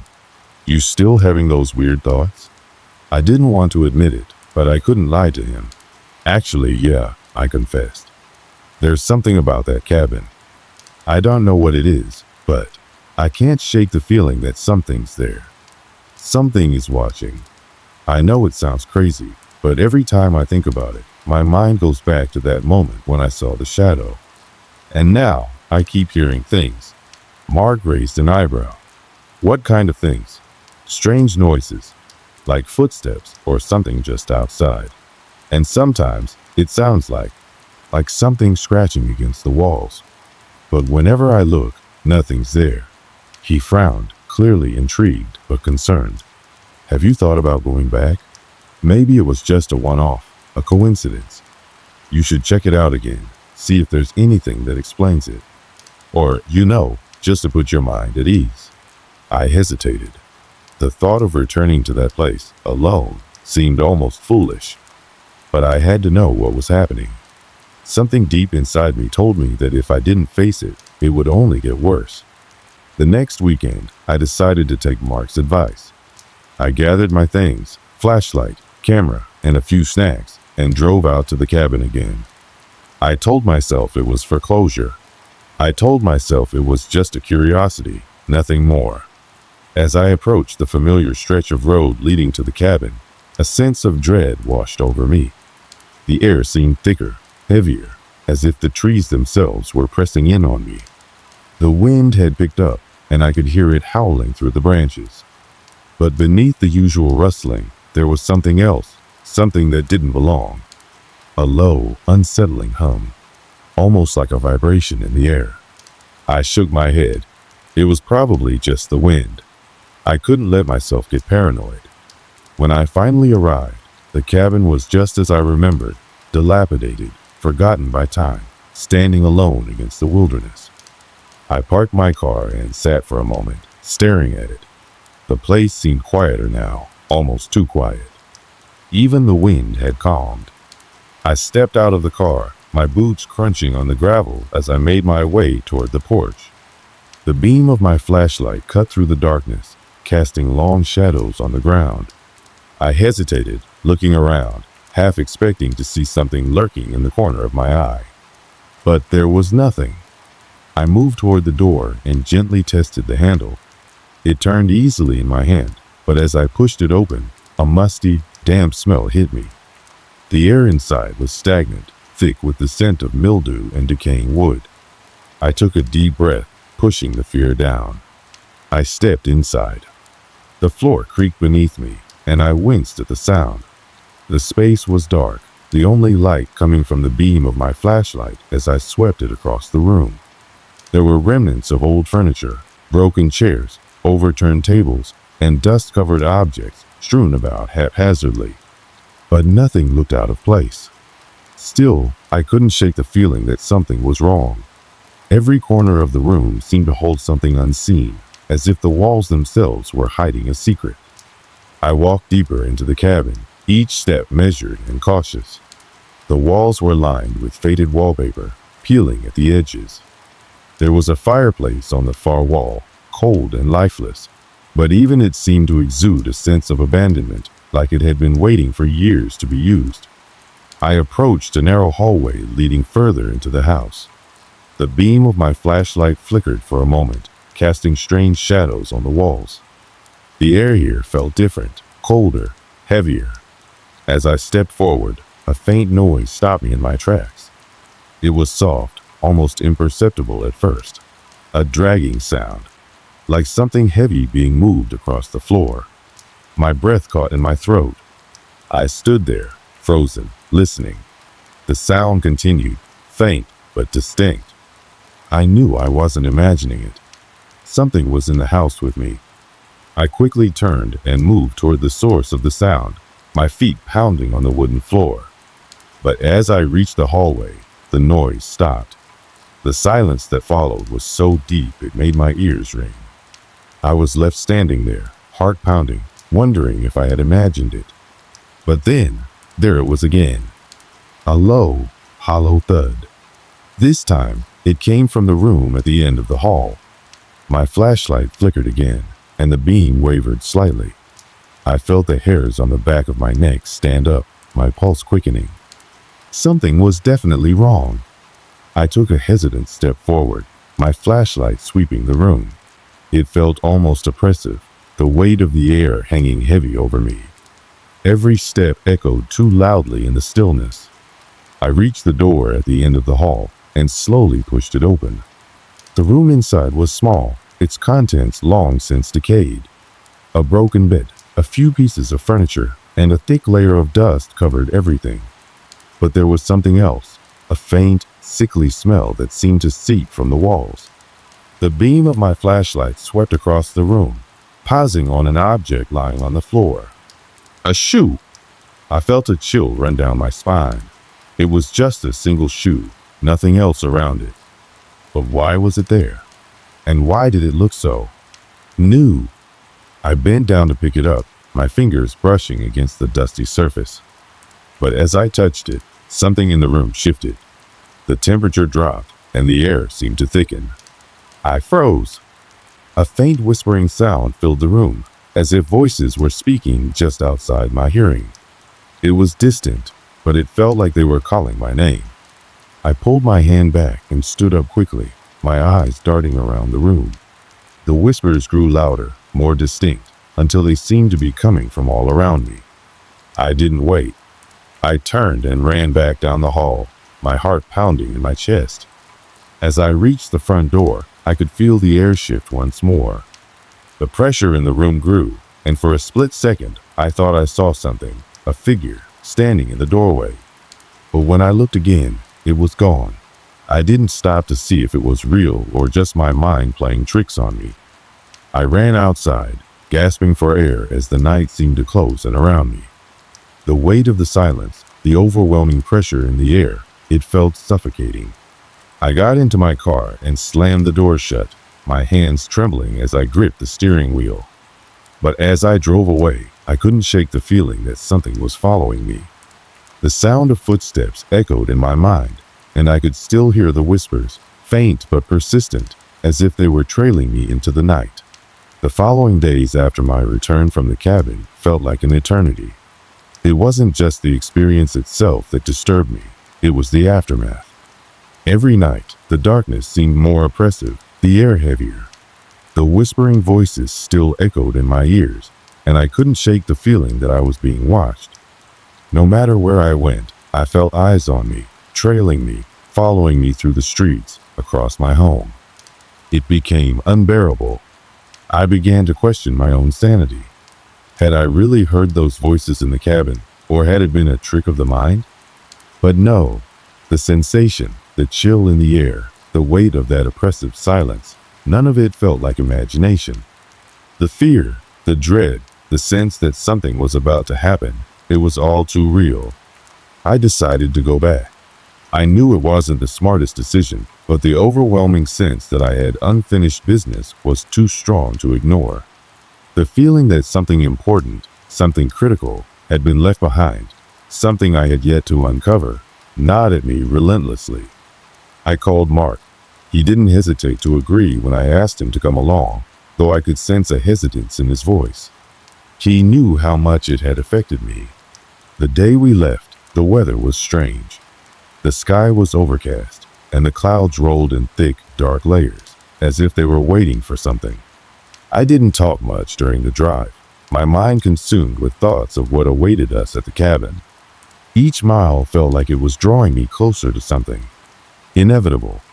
When we reached the cabin, the area was eerily quiet. The wind had picked up slightly, making the trees rustle as if whispering secrets to one another. Mark parked the car, and we sat there for a moment in silence. I could feel the tension between us. He was as nervous as I was, but neither of us would admit it. We got out of the car and approached the cabin. The door, which I had left ajar the last time I was here, was now fully closed. I felt a surge of dread hit me at the sight of it, but I steeled myself and walked forward. Mark followed behind, keeping close but visibly uneasy. As soon as we entered the cabin, the air hit me like a wall of cold, damp heaviness. The musty odor was stronger than before, and there was an odd, almost metallic scent mixed in. Something had changed in the atmosphere. I couldn't explain it, but it was as if the place had shifted. It felt different, more alive. I led the way into the living room, Mark trailing closely behind. The furniture, the dust, the peeling wallpaper, it was all as I remembered, but something about the space felt darker, more oppressive. I looked around, my eyes scanning every corner of the room as if expecting something to leap out at me. Then I heard it again, that faint scratching sound. It was almost imperceptible at first, like nails dragging across wood. I tensed, and Mark, sensing the shift, looked at me. "You hear that?" he whispered, his voice barely audible. I nodded, my throat tight. "It's coming from upstairs." Without a word, we both began to move cautiously toward the staircase. The old wood creaked under our feet, and the air seemed to grow colder the higher we climbed. Each step felt like a defiant challenge against the suffocating tension in the air. The scratchy sound was growing louder, and with it came a strange, hollow thudding. A rhythmic pulse, almost like something was trying to communicate with us. At the top of the stairs, we turned toward the room where I had found the single shoe. The door was ajar, just like before, and the low thud was unmistakable now. We stepped into the room. The sight that greeted us was nothing short of nightmarish. The room, which had once been dusty and decayed, was now alive with activity. The bed, once in pieces, was now neatly made, its surface smooth and undisturbed. But the rest of the room was a mess. Papers were scattered everywhere, and an old dresser had been overturned. It looked as though someone, or something, had been rummaging through the room, searching for something. I froze. My heart thudded painfully in my chest. On the floor, near the bed, was something I hadn't seen before. A large old chest, its lid partially open. I didn't want to look, but I couldn't turn away. I stepped closer, my breath shallow. Mark was right behind me, and I could hear his quick, shallow breathing, his fear mirroring mine. I reached for the lid, my fingers trembling. The cold metal felt unnatural in my grip. Slowly, I lifted it, revealing the contents inside. I gasped. It wasn't just a chest, it was a grave. Inside, piled among the tattered remnants of old clothing, were objects, items that didn't belong in a cabin, things that shouldn't have been there. Old photos, covered in dirt, faces I didn't recognize. But the eerie thing was the way the people in the pictures stared back at me, lifeless eyes, frozen in time. But there was something else. A book! The cover was worn, the leather cracked, but it was unmistakably old, older than anything I had ever seen. I picked it up carefully, my hands shaking. The book was heavy, too heavy for its size, and as I opened it, I could feel the weight of something ancient within its pages. Mark leaned in closer, his eyes wide. What is it? I don't know. I could barely speak. The pages were filled with strange, cryptic symbols, none of which I recognized. They seemed to move, shift before my eyes, almost as if they were alive. I flipped through the book slowly, unable to tear my eyes away from it, but then my breath caught. There, in the middle of the pages, was a sketch, a crude drawing of the cabin. And inside the drawing was something else. A figure standing just outside the door. The figure was tall, thin, and hunched, with no face. Its limbs were stretched unnaturally long, and it seemed to radiate an aura of malice. I slammed the book shut, my heart racing. This is what's been here. What's been watching us? Mark looked around, his face pale. We need to leave. Now. But it was too late. The air suddenly grew still, as if the entire house had stopped breathing. The temperature plummeted, and a cold wind surged through the room, slamming the doors shut behind us. The house creaked, and the floorboards groaned beneath our feet as the thudding noise grew louder. Then we heard it. A low, guttural voice, deep and distorted, coming from the walls themselves. Leave, or perish. I turned to Mark, my breath caught in my throat. His face was ghostly white, eyes wide with terror. We're not alone, he whispered. I nodded, barely able to speak. We need to go. Now. We ran, but as we reached the stairs, the shadows seemed to close in around us. A cold, dark presence enveloped the room. The air seemed to thicken, suffocating us with its weight. The whispers were all around us now, louder, more insistent. Panic surged through me as I scrambled to reach the staircase. The oppressive darkness, thick and suffocating, seemed to stretch and bend, reaching out to grab us. Every step I took felt like wading through molasses, as though some unseen force, was pulling me back. Mark was right behind me, his breath sharp, strained, but neither of us dared to look behind us, knowing we couldn't afford to. The house had become a labyrinth of shadows, its once familiar halls now alien and menacing.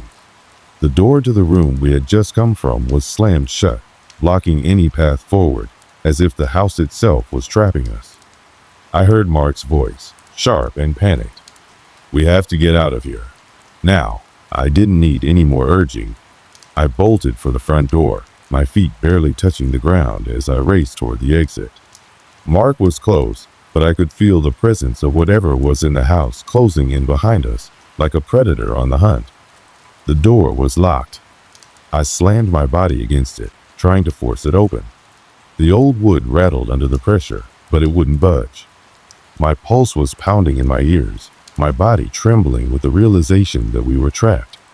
Panic surged through me, and I cursed under my breath. The sounds of the house seemed to come alive, creaking, groaning, shifting, as if it was alive and aware of our desperation. I looked around in a panic, searching for another way out, but all I could see were the dark corners, the empty windows, and the oppressive silence that enveloped us. Then, out of the corner of my eye, I saw it. A faint glimmer of light, weak and distant, coming from the back of the cabin, beyond the kitchen. My instincts kicked in, and without thinking, I grabbed Mark's arm. Come on, I said urgently. This way. We ran, stumbling over the old floorboards, barely able to stay upright as the air grew colder, thicker. The glimmer of light became brighter as we moved, drawing us like a beacon of hope. It was coming from a window in the back of the cabin. My heart leaped in my chest at the thought of escape, but I couldn't shake the feeling that the light was leading us into even deeper danger. We reached the back of the house, and I pushed open the kitchen door.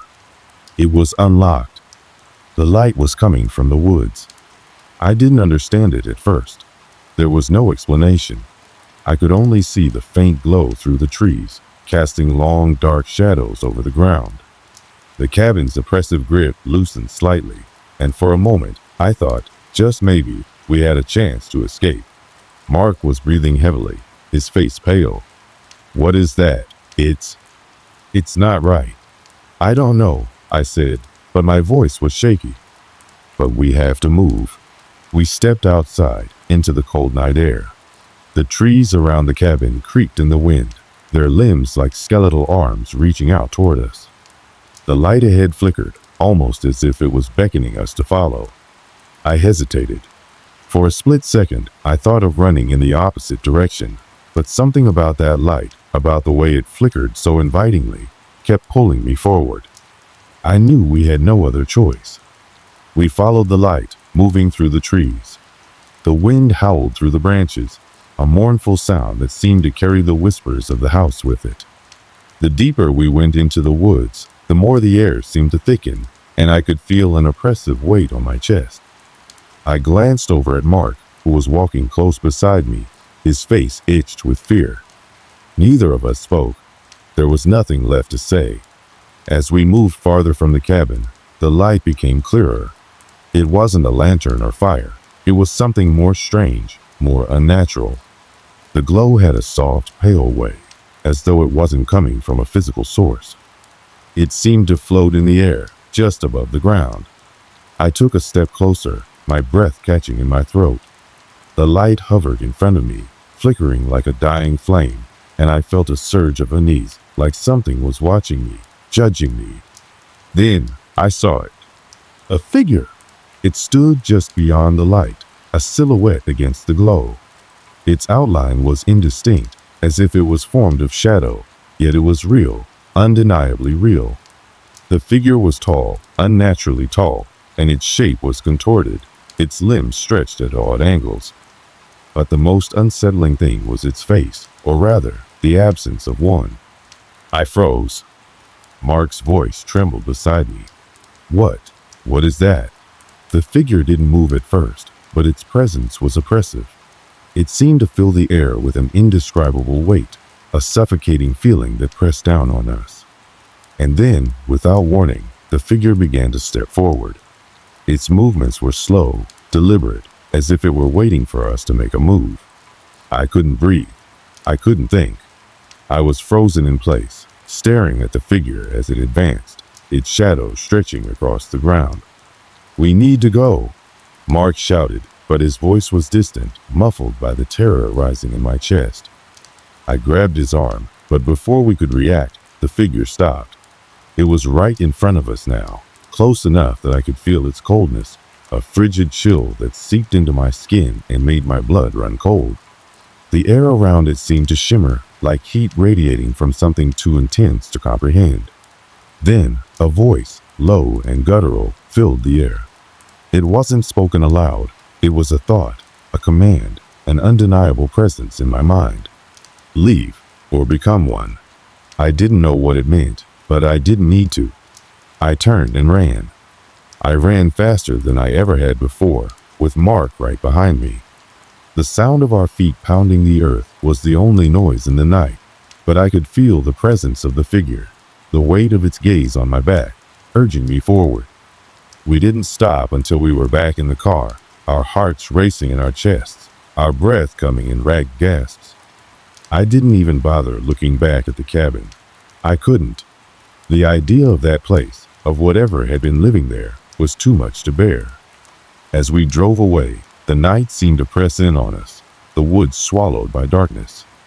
The glow from the cabin's vicinity faded, disappearing into the distance like a dying star. We didn't speak for the entire drive. Words were unnecessary. We both knew, whatever we had encountered, whatever had been lurking there, it was still out there, waiting. We had escaped, for now. But the questions lingered. What had we truly seen? What had been in the woods? And why had it allowed us to leave? What was the meaning of its words? Leave or become one? I didn't have the answers, and part of me didn't want to. The terror of it all was still too fresh, the memory of that night too vivid. It had changed something in me, something I couldn't explain. The feeling of being watched, hunted, had never left. The cabin, the woods, the figure, none of it had truly disappeared. I could still feel it, lingering in the back of my mind, waiting for the day it would return. I didn't know when or if it would ever be over, but I knew one thing for sure. I would never be the same. The haunting wasn't over. I haven't been back to that cabin since that night.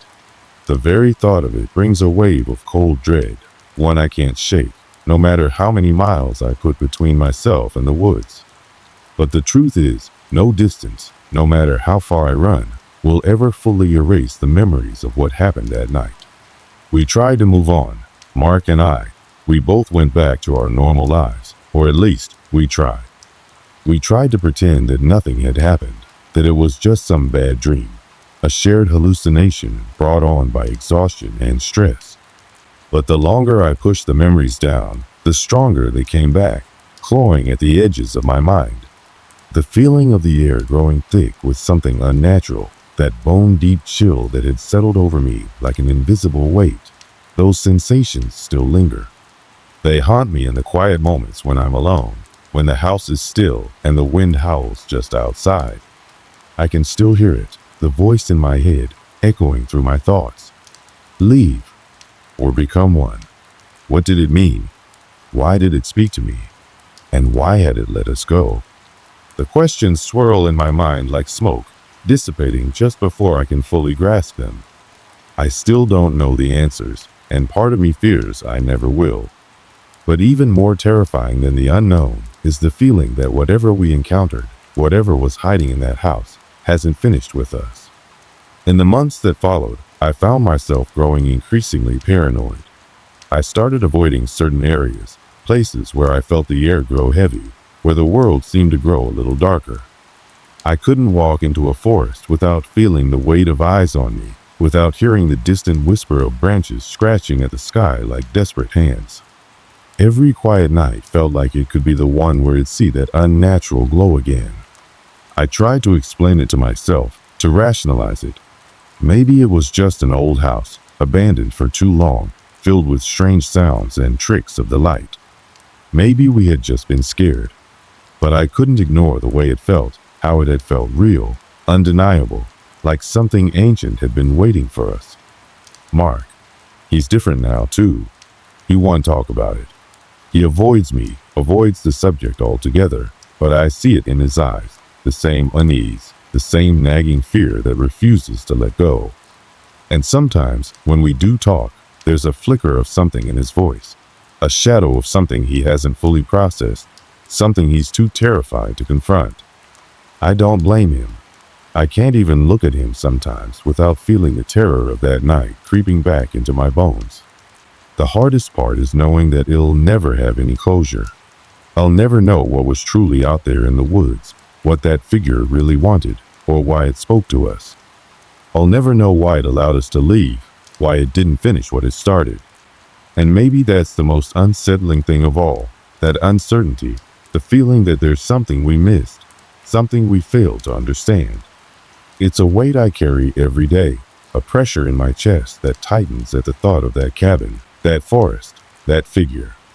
I've told myself that I'm being paranoid, that it's all just in my head, but deep down, I know I can't escape the truth. Whatever was there, it isn't gone. It might not have followed us, not physically, but it left something behind, a scar that can never fully heal.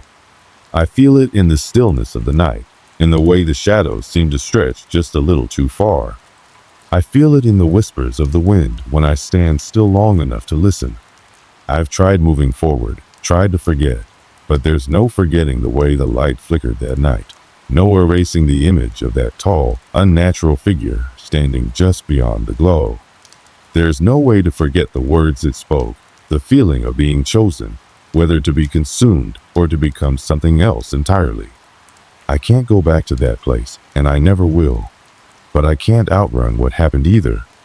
The world keeps turning, life moves on, and yet, that night in the woods, it stays with me, in every quiet moment, in every darkened room, and in every gust of wind that sweeps through the trees. I'm not sure what it was that I encountered. Maybe it was a spirit, a long-dead entity that had been waiting for someone to come too close. Or maybe it was something else entirely, something older, darker, that doesn't belong in our world. What I do know is that it's still out there, waiting, just beyond the reach of light, lurking in the places we don't understand. And maybe that's the scariest part of all, the idea that some things can never truly be left behind. Some things follow us, cling to us like shadows, no matter how far we run. I can't escape what happened, but I can't forget it either.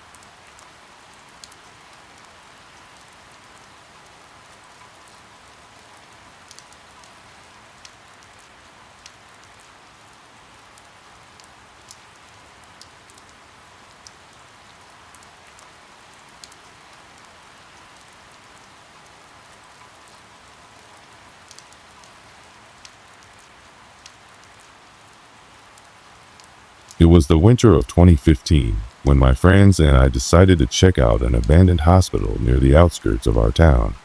We'd heard the stories. The hospital had been closed for years after an incident that led to its sudden abandonment. No one really knew the full details, but the place had a reputation for being haunted. Of course, my friends and I were skeptical. We'd heard similar rumors about other places in town, but nothing had ever really scared us. It was just another one of those haunted locations that people visited for thrills. Or so we thought. I was in my late 20s at the time, and I had two close friends, both of whom shared my sense of adventure and curiosity. One was a quiet guy, always reserved, but he had this curiosity about him that would drive him to places no one else would go.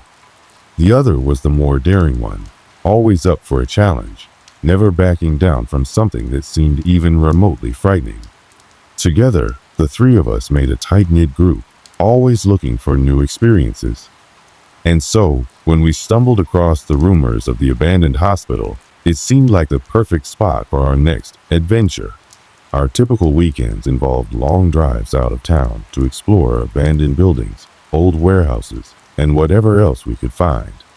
We'd often bring along our cameras to document our findings, laughing at how creepy things could get. But this hospital was different from anything we had encountered before. It was an imposing structure situated at the edge of a forest, its gray stone walls shrouded in mystery. The windows were boarded up, and the front gate had rusted away, leaving a gaping hole where it used to be.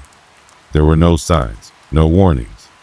Just a looming, abandoned building standing silent in the shadows. The day we decided to go was cold, the type of cold that nipped at your skin and made you wish for a warm coat and a steaming cup of coffee. But none of us seemed bothered by the chill. We were too eager to see what the hospital looked like up close. We arrived at the site in the late afternoon, just as the sun was beginning to dip below the horizon. The air was thick with an unsettling stillness, and there was no sign of life anywhere. No birds in the trees, no sound of passing cars. Just a heavy silence that seemed to press in on us from all sides. We parked our car a few hundred feet from the entrance, and after gathering our gear, we made our way to the crumbling gates. The path leading to the building was overgrown with weeds and tangled vines, making it difficult to navigate. The smell of damp earth and decay hung in the air, and every step we took seemed to echo through the emptiness. As we approached the main entrance, we saw that the doors were chained shut, but we weren't about to let that stop us. There was a small side entrance around the back, which seemed like our best bet. We slipped through a gap in the fence and made our way to the back of the building. As we rounded the corner, the full scale of the hospital became apparent. It was a monstrous structure with multiple stories and a sprawling courtyard that had long been overtaken by weeds and moss. The windows, though boarded up, gave the impression of watching eyes, and I could swear I saw shadows shifting behind them. We didn't say much to each other as we entered the building. We didn't need to. Our excitement was palpable, and the anticipation of what we might find inside was enough to keep us going. As we stepped through the back door, the creaking sound it made echoed in the silence, as if the building itself was groaning from some deep slumber. Inside, the hospital was even more imposing. The walls were lined with peeling paint, and the air smelled of mildew and old wood. Dust hung in the air like a thick fog, and the floor creaked beneath our feet. The light from our flashlights cast strange shadows on the walls, and as we moved deeper into the building, I couldn't shake the feeling that something was wrong. There were remnants of the past everywhere. Old medical equipment, broken furniture, and yellowed paperwork littered the floors. It felt as if the place had been abandoned in a hurry, with no one ever coming back to reclaim it.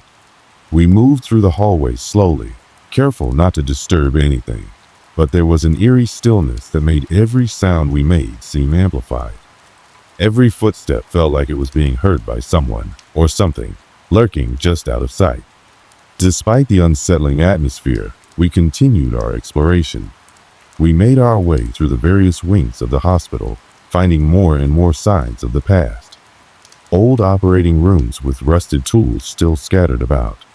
Empty patient rooms with beds left in place, as though they had been abandoned mid-treatment. It was all strange, but we were still excited, still laughing and joking as we moved through the rooms. But as we ventured deeper into the hospital, I began to notice something strange. The temperature seemed to drop noticeably as we moved through the hallways. It wasn't just the cold of the winter air outside. This was something different. It felt almost unnatural, like the temperature was being controlled, like something in the building itself was lowering it. Still, we pressed on. But the deeper we went, the more the silence became oppressive. It wasn't just the quiet that was unsettling. It was the feeling of being watched, the sensation that something was following us, observing our every move. I tried to shake it off, telling myself it was just nerves, but the feeling wouldn't go away. And then it happened. We turned a corner into what looked like a long corridor. The walls were lined with old patient rooms, the doors ajar. As we walked down the hallway, I noticed a door at the far end of the corridor slowly creak open on its own. I froze, my heart skipping a beat. My friends didn't seem to notice at first, but when I pointed it out, they stopped and turned to look.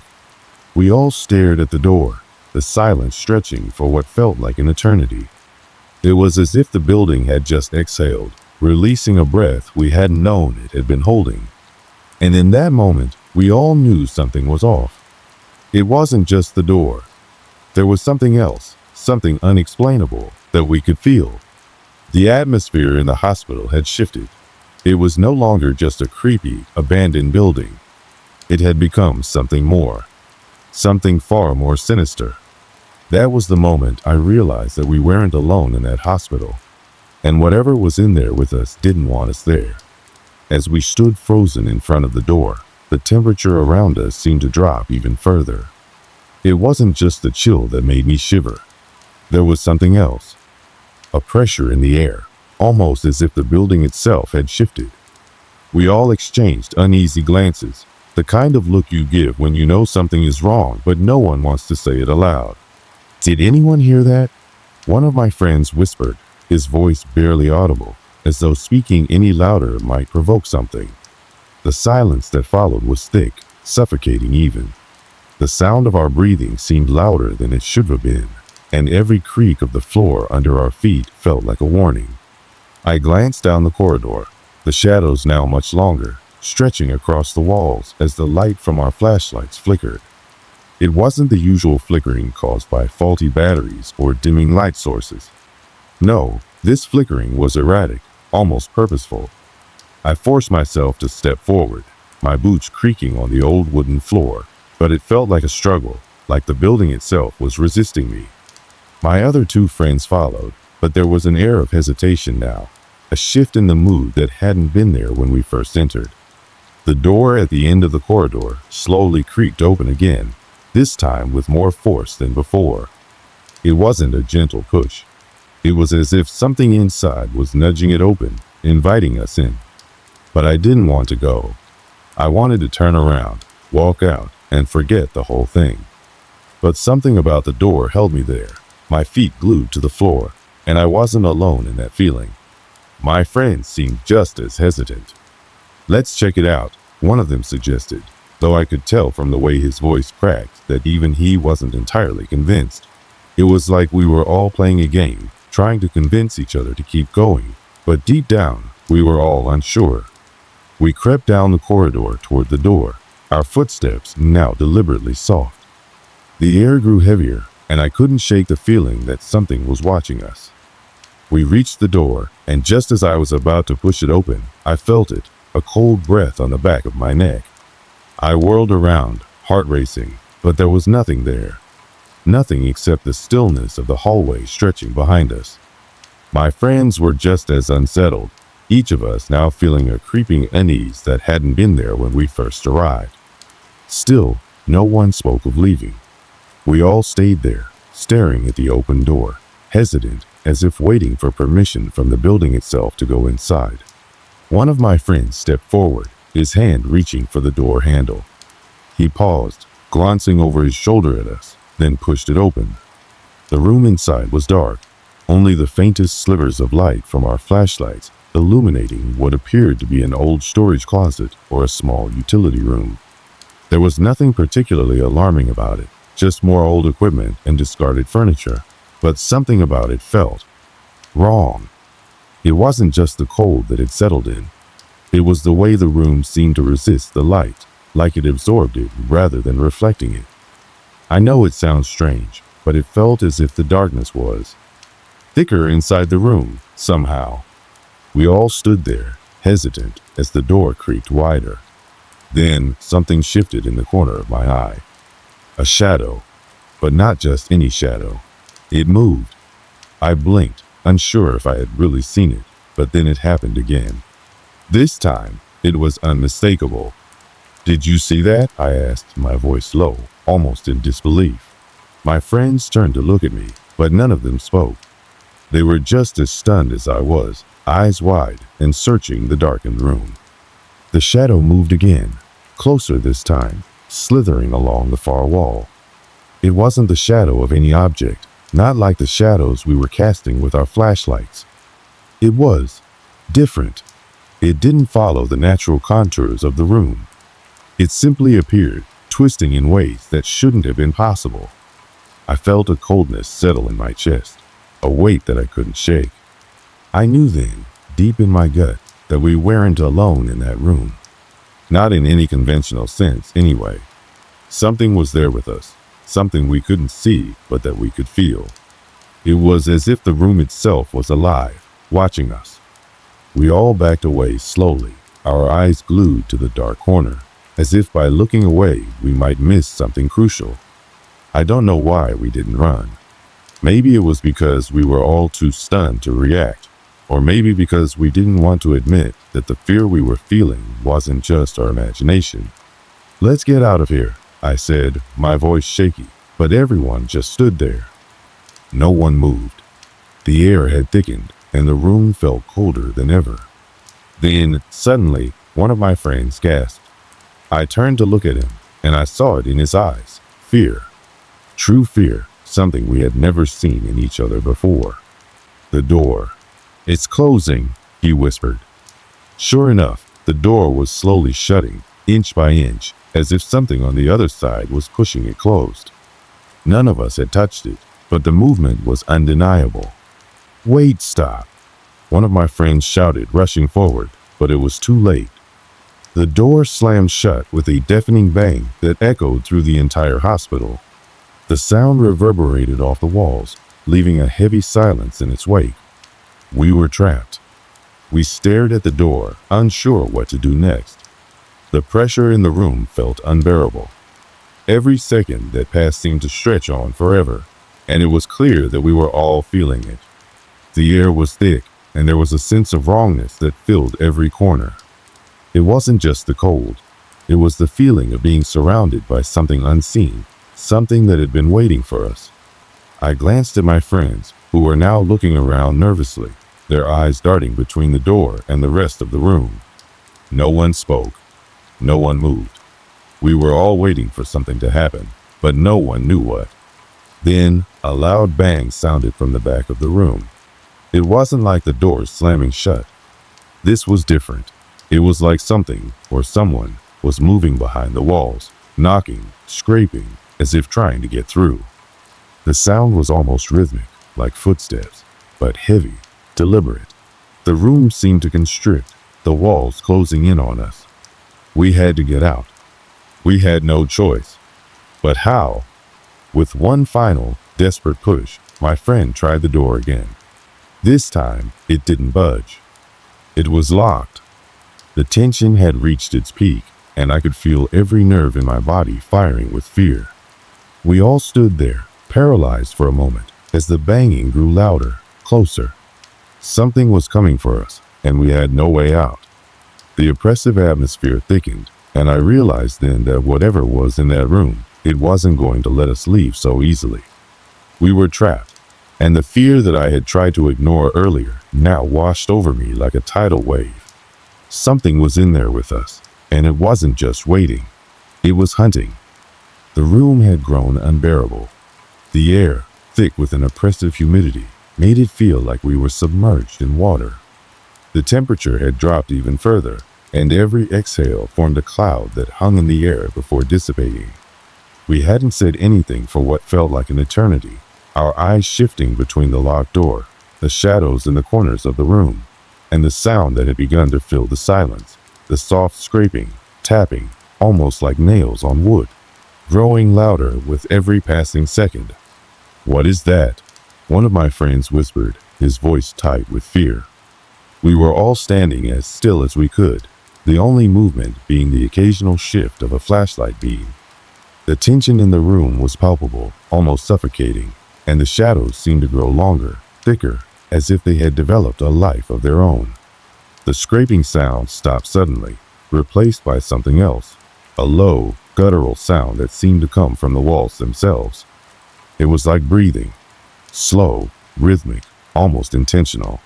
The walls felt alive, as if they were somehow breathing in time with whatever was inside them. I glanced at the others. They didn't need to say anything. We all knew. We weren't alone.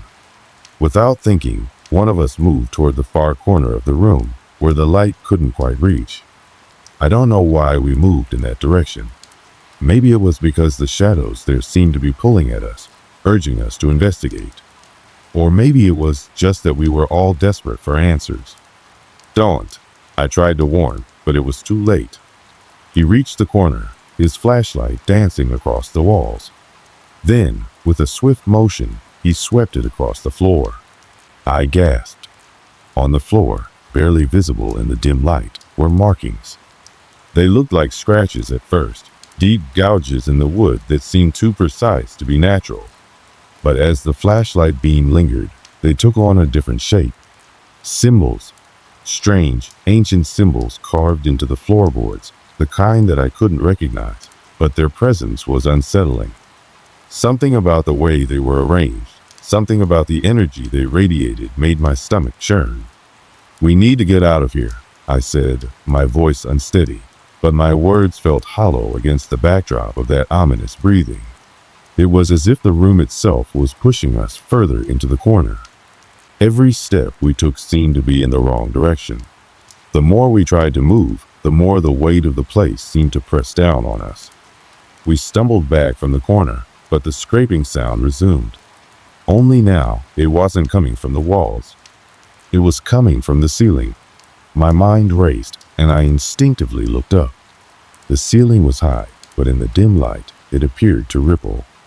It was subtle at first, just a faint undulation, like a shadow passing over the surface. But as the sound grew louder, the ceiling seemed to shift with it. The wood seemed to bend and twist, as though something were moving above us, something too large to be contained in the attic above. Then the sound changed again.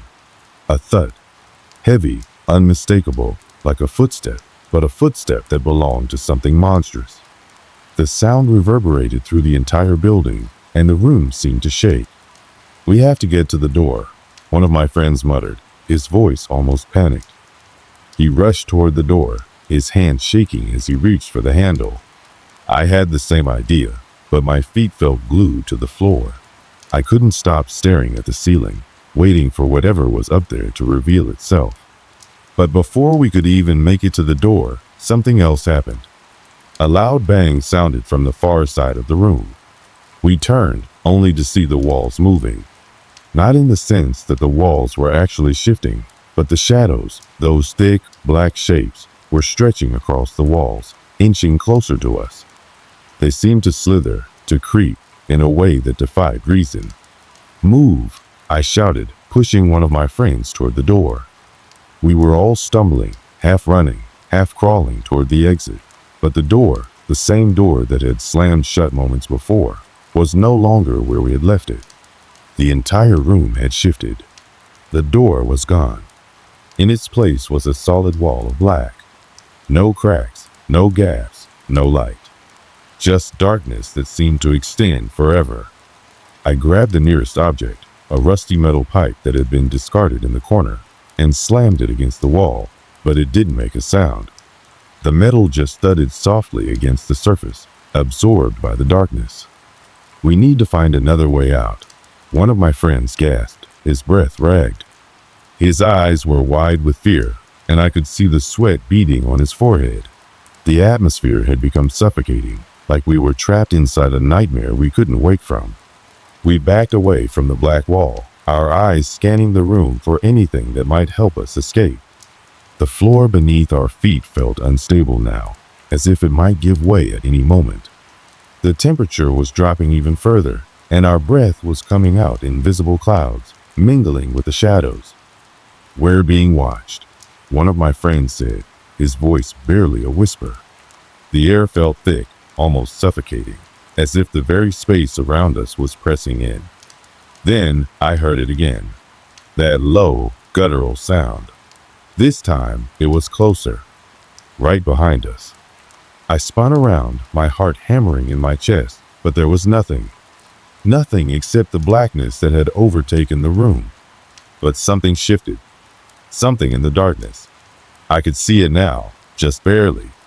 A pair of eyes. Glowing, shimmering. They were watching us. I felt a chill run down my spine as I tried to step back, but my legs wouldn't move. It was as though the room had locked me in place, my body betraying me. The eyes didn't blink. They didn't move. They just stared at us, unblinking, unfeeling, as if they were waiting for us to make the next move. My breath caught in my throat. The others had seen them too. One of my friends tried to scream, but his voice was strangled, as though something was pressing down on his chest, choking the words before they could escape. Then, in the blink of an eye, the eyes blinked, and the darkness surged toward us, faster than I could comprehend. It wasn't just a feeling anymore. It was real. It was coming for us, and we were trapped in its grip. I didn't know how we were going to escape, or if we would, but I knew one thing for certain. This was no longer just a haunted building. It was something far worse. Something that was coming for us, and it wasn't going to let us go so easily. The darkness surged around us, thick and suffocating, as if the room itself had become a living entity, trying to consume everything in its path. My heart pounded in my chest, each beat a reminder of how fragile we all were. The air was suffocating, heavier than anything I had ever felt, pressing down on me, making it hard to breathe, let alone think. I could hear the others behind me, their panicked breaths mixing with the now familiar guttural sound that seemed to echo from the walls themselves. The eyes in the darkness were still there, glowing faintly, watching us, waiting. We were no longer in control of anything. Our every move, every breath, was dictated by whatever force was holding us captive. And I could feel it. It was closing in, slowly, but deliberately. I turned to face the others, but they were just as lost in the terror as I was. Their faces were pale, their eyes wide with fear. One of my friends, his hand still gripping the rusty pipe I had found earlier, took a step forward, his voice trembling as he spoke. "We need to get out of here. There's no other way," he said, his words barely above a whisper. But his tone was different now, desperate. The walls, the eyes, the air, it was all closing in on us, and we knew it. But we didn't know where to go. The door had disappeared, swallowed by the darkness. The blackness around us seemed to be the only thing that existed. It was as though the entire building had turned against us, had become a trap from which there was no escape. I felt my legs buckle beneath me, my body suddenly weak. It was like the very ground had shifted, and I was no longer sure of anything. It was then that I heard it, louder than ever, more distinct. The breathing. It wasn't coming from the walls anymore. I turned, my stomach dropping as I looked toward the far corner of the room. And that's when I saw it. At first, it was just a shadow, but then it started to form, to take shape. I couldn't believe what I was seeing. It wasn't human. It wasn't anything I had ever seen before. It was monstrous, something that defied all logic, all reason. A creature, if you could even call it that, with limbs that twisted unnaturally, its body seeming to shift and distort in ways that made my mind recoil. Its eyes glowed a sickly green, and they locked onto me. For a moment, I couldn't breathe. I couldn't move. I couldn't process what was happening. The thing was too alien, too grotesque to comprehend. It was real, though. The air around it seemed to distort, as if the very space it occupied was somehow wrong. I heard my friends screaming behind me, but the sound was muffled, drowned out by the weight of the creature's presence. It reached out with one of its twisted limbs, the fingers, if they could even be called that, long and bony, scraping against the floor as it moved toward us. I couldn't take my eyes off of it. I didn't want to. The fear was paralyzing, each second that passed, making it harder to breathe, harder to think. The thing's eyes were fixated on me, and in that moment, I felt like it was reaching inside me, tearing through my thoughts, my memories, as if it knew exactly who I was, what I feared. But then, the creature stopped. It was as if it had sensed something in me, something deep within, something that made it hesitate. I don't know why it hesitated, but in that moment of stillness, everything became painfully clear. This creature, this thing that had haunted us, had been waiting for us to discover the truth, to uncover what it was that had trapped us here. It was the hospital. The building itself had become something more. It was alive, and it had lured us here for a reason. The creature, whatever it was, wasn't just an entity of the building. It was connected to it, feeding off it, thriving within its walls. And we had walked right into its grasp, unaware of the significance of our presence. Suddenly, everything made sense. The markings on the floor, the black wall that had replaced the door, the eyes, the breathing. The entire place had been built as a prison, not for the living, but for something far older, far more powerful. It had been waiting for us, drawing us in, feeding on our fear, until we were nothing but prey. The reason it had been so patient, so deliberate, was because it had known we would eventually come to this very moment. I took a deep breath, but it was like the air itself had thickened, becoming even more oppressive. There was no way out. The creature knew it, and I could see it in its eyes, the satisfaction of having us trapped. But it was also something else, something darker. It was feeding on us. My friends were panicking now, some of them crying out for help, others scrambling toward the walls in a desperate attempt to escape. But the darkness had already sealed us in. There was no escaping. We were all trapped, bound by the walls that had once been our sanctuary.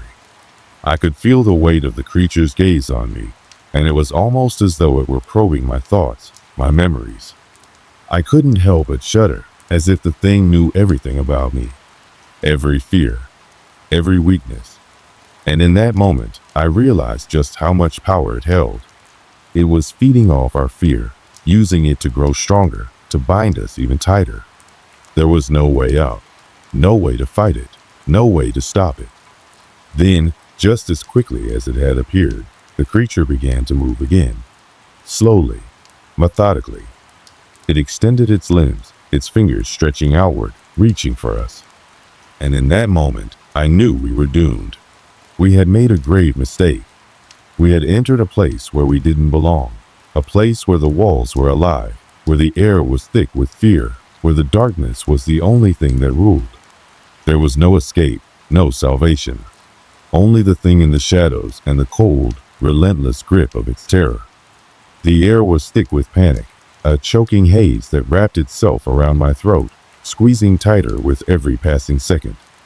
I didn't know if it was fear or if the atmosphere itself was suffocating us. All I could focus on was the creature, its horrifying limbs inching closer, the grotesque twist of its body making it seem almost inhuman. But as it reached out, something in me snapped. Without thinking, I turned and bolted, my legs carrying me on instinct, my mind shutting out everything else but the desperate need to escape. I heard my friends behind me, shouting, crying, begging for help, but I couldn't stop.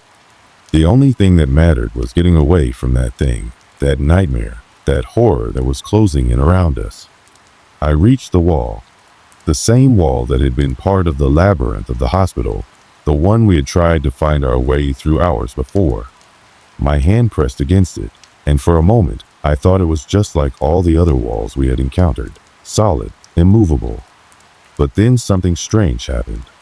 The wall shifted under my touch, a faint crack running across its surface. It was as though the building was alive, reacting to our presence, to the fear that had seeped into every crevice of the room. My heart pounded as I stepped back, unsure of what was happening. The others were still behind me, but the sounds of their footsteps seemed muffled, as if the world was closing in on us. Then I heard it, another sound, faint at first, but growing louder. A low, guttural growl, one that seemed to vibrate through the very foundation of the building. The creature had found us. It was only a matter of seconds before it would be upon us, and I knew we didn't have much time. My eyes darted around the room, looking for anything that could help us, anything that could stop the creature, or at least slow it down long enough for us to escape. Then, something caught my eye, a small metal door at the far end of the room, partially hidden behind a pile of debris. It wasn't much, but it was the only thing that offered a glimmer of hope. Without a second thought, I ran toward it, my feet pounding against the cold concrete floor. I could feel the creature's presence closing in behind me, its eyes burning into my back, but I didn't dare look. I couldn't. If I looked back, I might not find the strength to keep going. I reached the door and slammed my hand against the handle. It was locked. Of course it was locked. But there was no time to waste. I turned my body, slamming my shoulder against the door with all the strength I had left. The wood creaked, groaned, but didn't give way. I hit it again, harder this time, my breath coming in ragged gasps, my whole body trembling from exhaustion and fear. And then, with a sickening crack, the door gave way, splintering open just enough for me to slip through. I didn't look back as I stumbled through the threshold. Behind me, I could hear the others, more frantic now, calling out, begging me to help. But I couldn't. I couldn't save them. Not now. The creature was coming for all of us, and there was nothing left I could do. I ran through the narrow hallway, every step feeling like it might be my last. The walls seemed to close in on me, the darkness pressing in from every direction. The only sound was my own heartbeat, pounding in my ears, and the faint whispers of the others, growing more distant with each step. I didn't stop. I couldn't. The creature was still out there, and I had no idea if anyone else had made it out. It was impossible to know. All I knew was that I had to keep moving, had to survive. And then, just as the hallway seemed to stretch on forever, I saw it. The exit. the light beyond the door, the real world calling to me. I reached the door, my hand shaking as I turned the handle. For a moment, I thought it wouldn't open, that I was trapped again, stuck in this nightmare forever. But then, with a faint groan, the door creaked open and the light flooded in. I stepped outside, gasping for air, feeling the cool night breeze against my skin. For the first time in what felt like forever, I could breathe. I was free. But the relief was short-lived. I looked around. The building was still there, looming behind me, its windows dark and lifeless. It was as if it had been waiting for me to leave, to escape, so it could seal itself off once more. The streets were eerily quiet, too quiet. There was no sound of traffic, no hum of life. Just the distant chirp of crickets and the soft rustling of leaves in the wind. And yet, I couldn't shake the feeling that something was still watching me. That the creature hadn't left with me, hadn't been satisfied with just the terror it had inflicted. It had been waiting for the right moment to strike. I turned around, scanning the darkened building one last time. The hospital, the place that had become our prison, still stood tall, an imposing structure in the night. I couldn't help but feel the weight of it pressing down on me, even from where I stood. I waited for a sign, for something to tell me it was over, but nothing came. The world was still, too still. And just as I began to turn away, something caught my eye. A figure standing at one of the windows on the top floor. It was just a shadow, a silhouette, but it was enough. I didn't need to see its face to know what it was. I knew. I had always known. The creature. It was still there, watching, waiting, and for the first time, I understood. The hospital hadn't been just a building. It had been a trap, a prison for something far worse than we could ever comprehend. And now I had no doubt that it was never going to let anyone leave. It was only a matter of time before it came for me again. And this time, there would be no escape. The moon hung low in the sky, casting an eerie glow over the abandoned hospital in the distance. I stood there, staring at the towering structure, my breath shallow and quick. The events of the past few hours, no, the past few days, had already begun to blur together in my mind, like a twisted nightmare I could never wake up from. I wanted to feel safe. I wanted to believe that I had escaped. But deep down, I knew the truth. There was no such thing as safety, not from that place, not from what we had uncovered within its walls.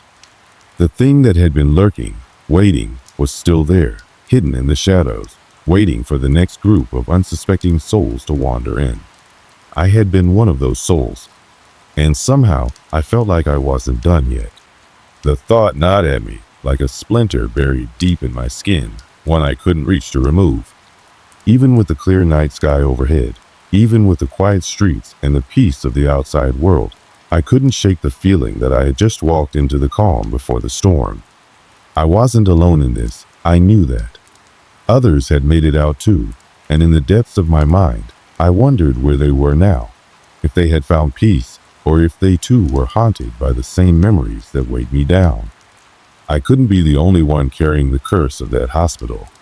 I had seen it in their eyes, the fear, the disbelief, the way they couldn't look away from the building, even as it swallowed them whole. I shook my head, trying to rid myself of the thoughts that clung to my mind like cobwebs. I needed to move on. I needed to live my life again, to forget what I had witnessed, to erase the shadows from my mind. But no matter how hard I tried, I knew I couldn't. The hospital would always be there, a blackened stain in my memories, the source of something terrible that couldn't be undone. I took a step back, turning my gaze away from the building. There was a long road ahead of me, one that I wasn't sure I was ready to walk. But for now, I had to try. As I walked away, the weight of everything that had happened settled heavily on my shoulders. The truth was, the creature we had seen in that place, the terror we had faced, it wasn't just about that hospital. It was about something deeper, something more ancient that had been unleashed. Something that had found its way into the hearts of the ones who entered, twisted them, changed them. What if it wasn't just the building? What if the creature wasn't confined to the walls of that place, bound by its rotting structure and faded paint? What if it could follow us? I couldn't stop the thought from creeping into my mind. It made my skin crawl, and I quickened my pace, not wanting to entertain the possibility that it was true. But the more I thought about it, the more the pieces of the puzzle started to fall into place. That thing, that creature, it wasn't a part of the hospital. It was a part of something much larger, something that stretched beyond the building's decaying walls and deep into the dark recesses of the world. I had survived, yes, but at what cost? As I made my way down the empty street, the air around me felt heavy, thick with an unspoken dread. The night had grown colder, the shadows deeper. I glanced over my shoulder, half expecting to see something or someone following me, but the street was empty. Still, that nagging feeling didn't go away. It only grew stronger with every step I took away from the hospital. It wasn't just about the physical space. It was about the curse, the evil that had festered there for so long. And it was still out there, waiting for the next person to wander too close to make the same mistakes I had. I didn't know what had happened to the others, the ones who hadn't made it out. I didn't know if they had been lost to the creature, to the building, or if they were still trapped in that hellish maze of forgotten halls and rooms. Part of me wanted to believe they were safe, that they had found a way to escape, but I knew better. That place had a way of pulling you in, of twisting your mind until you couldn't tell where the real world ended and the nightmare began. And as I walked, the streets growing darker and quieter, I realized something I couldn't ignore. The hospital wasn't the only thing that had changed. I had changed too. I couldn't look at the world the same way anymore. The faces of people on the street seemed distant, unreachable. The lights in the windows of houses seemed like they belonged to another life, a life I could never return to. The weight of what I had seen, what I had lived through, clung to me like a shadow that would never leave. And that's when it hit me, the final truth I had been denying all along. The hospital had never been the source of the evil. It had only been a vessel, a place where the darkness found a home. The real evil was in all of us. In every fear, every doubt, every moment of weakness, there was a crack, and that crack was enough to let the creature in. I had thought I had escaped, but I hadn't. The creature, the fear, the horror, it was inside me now, wrapped around my soul, gnawing at the edges of my sanity. And that was the curse. The true curse of the abandoned hospital,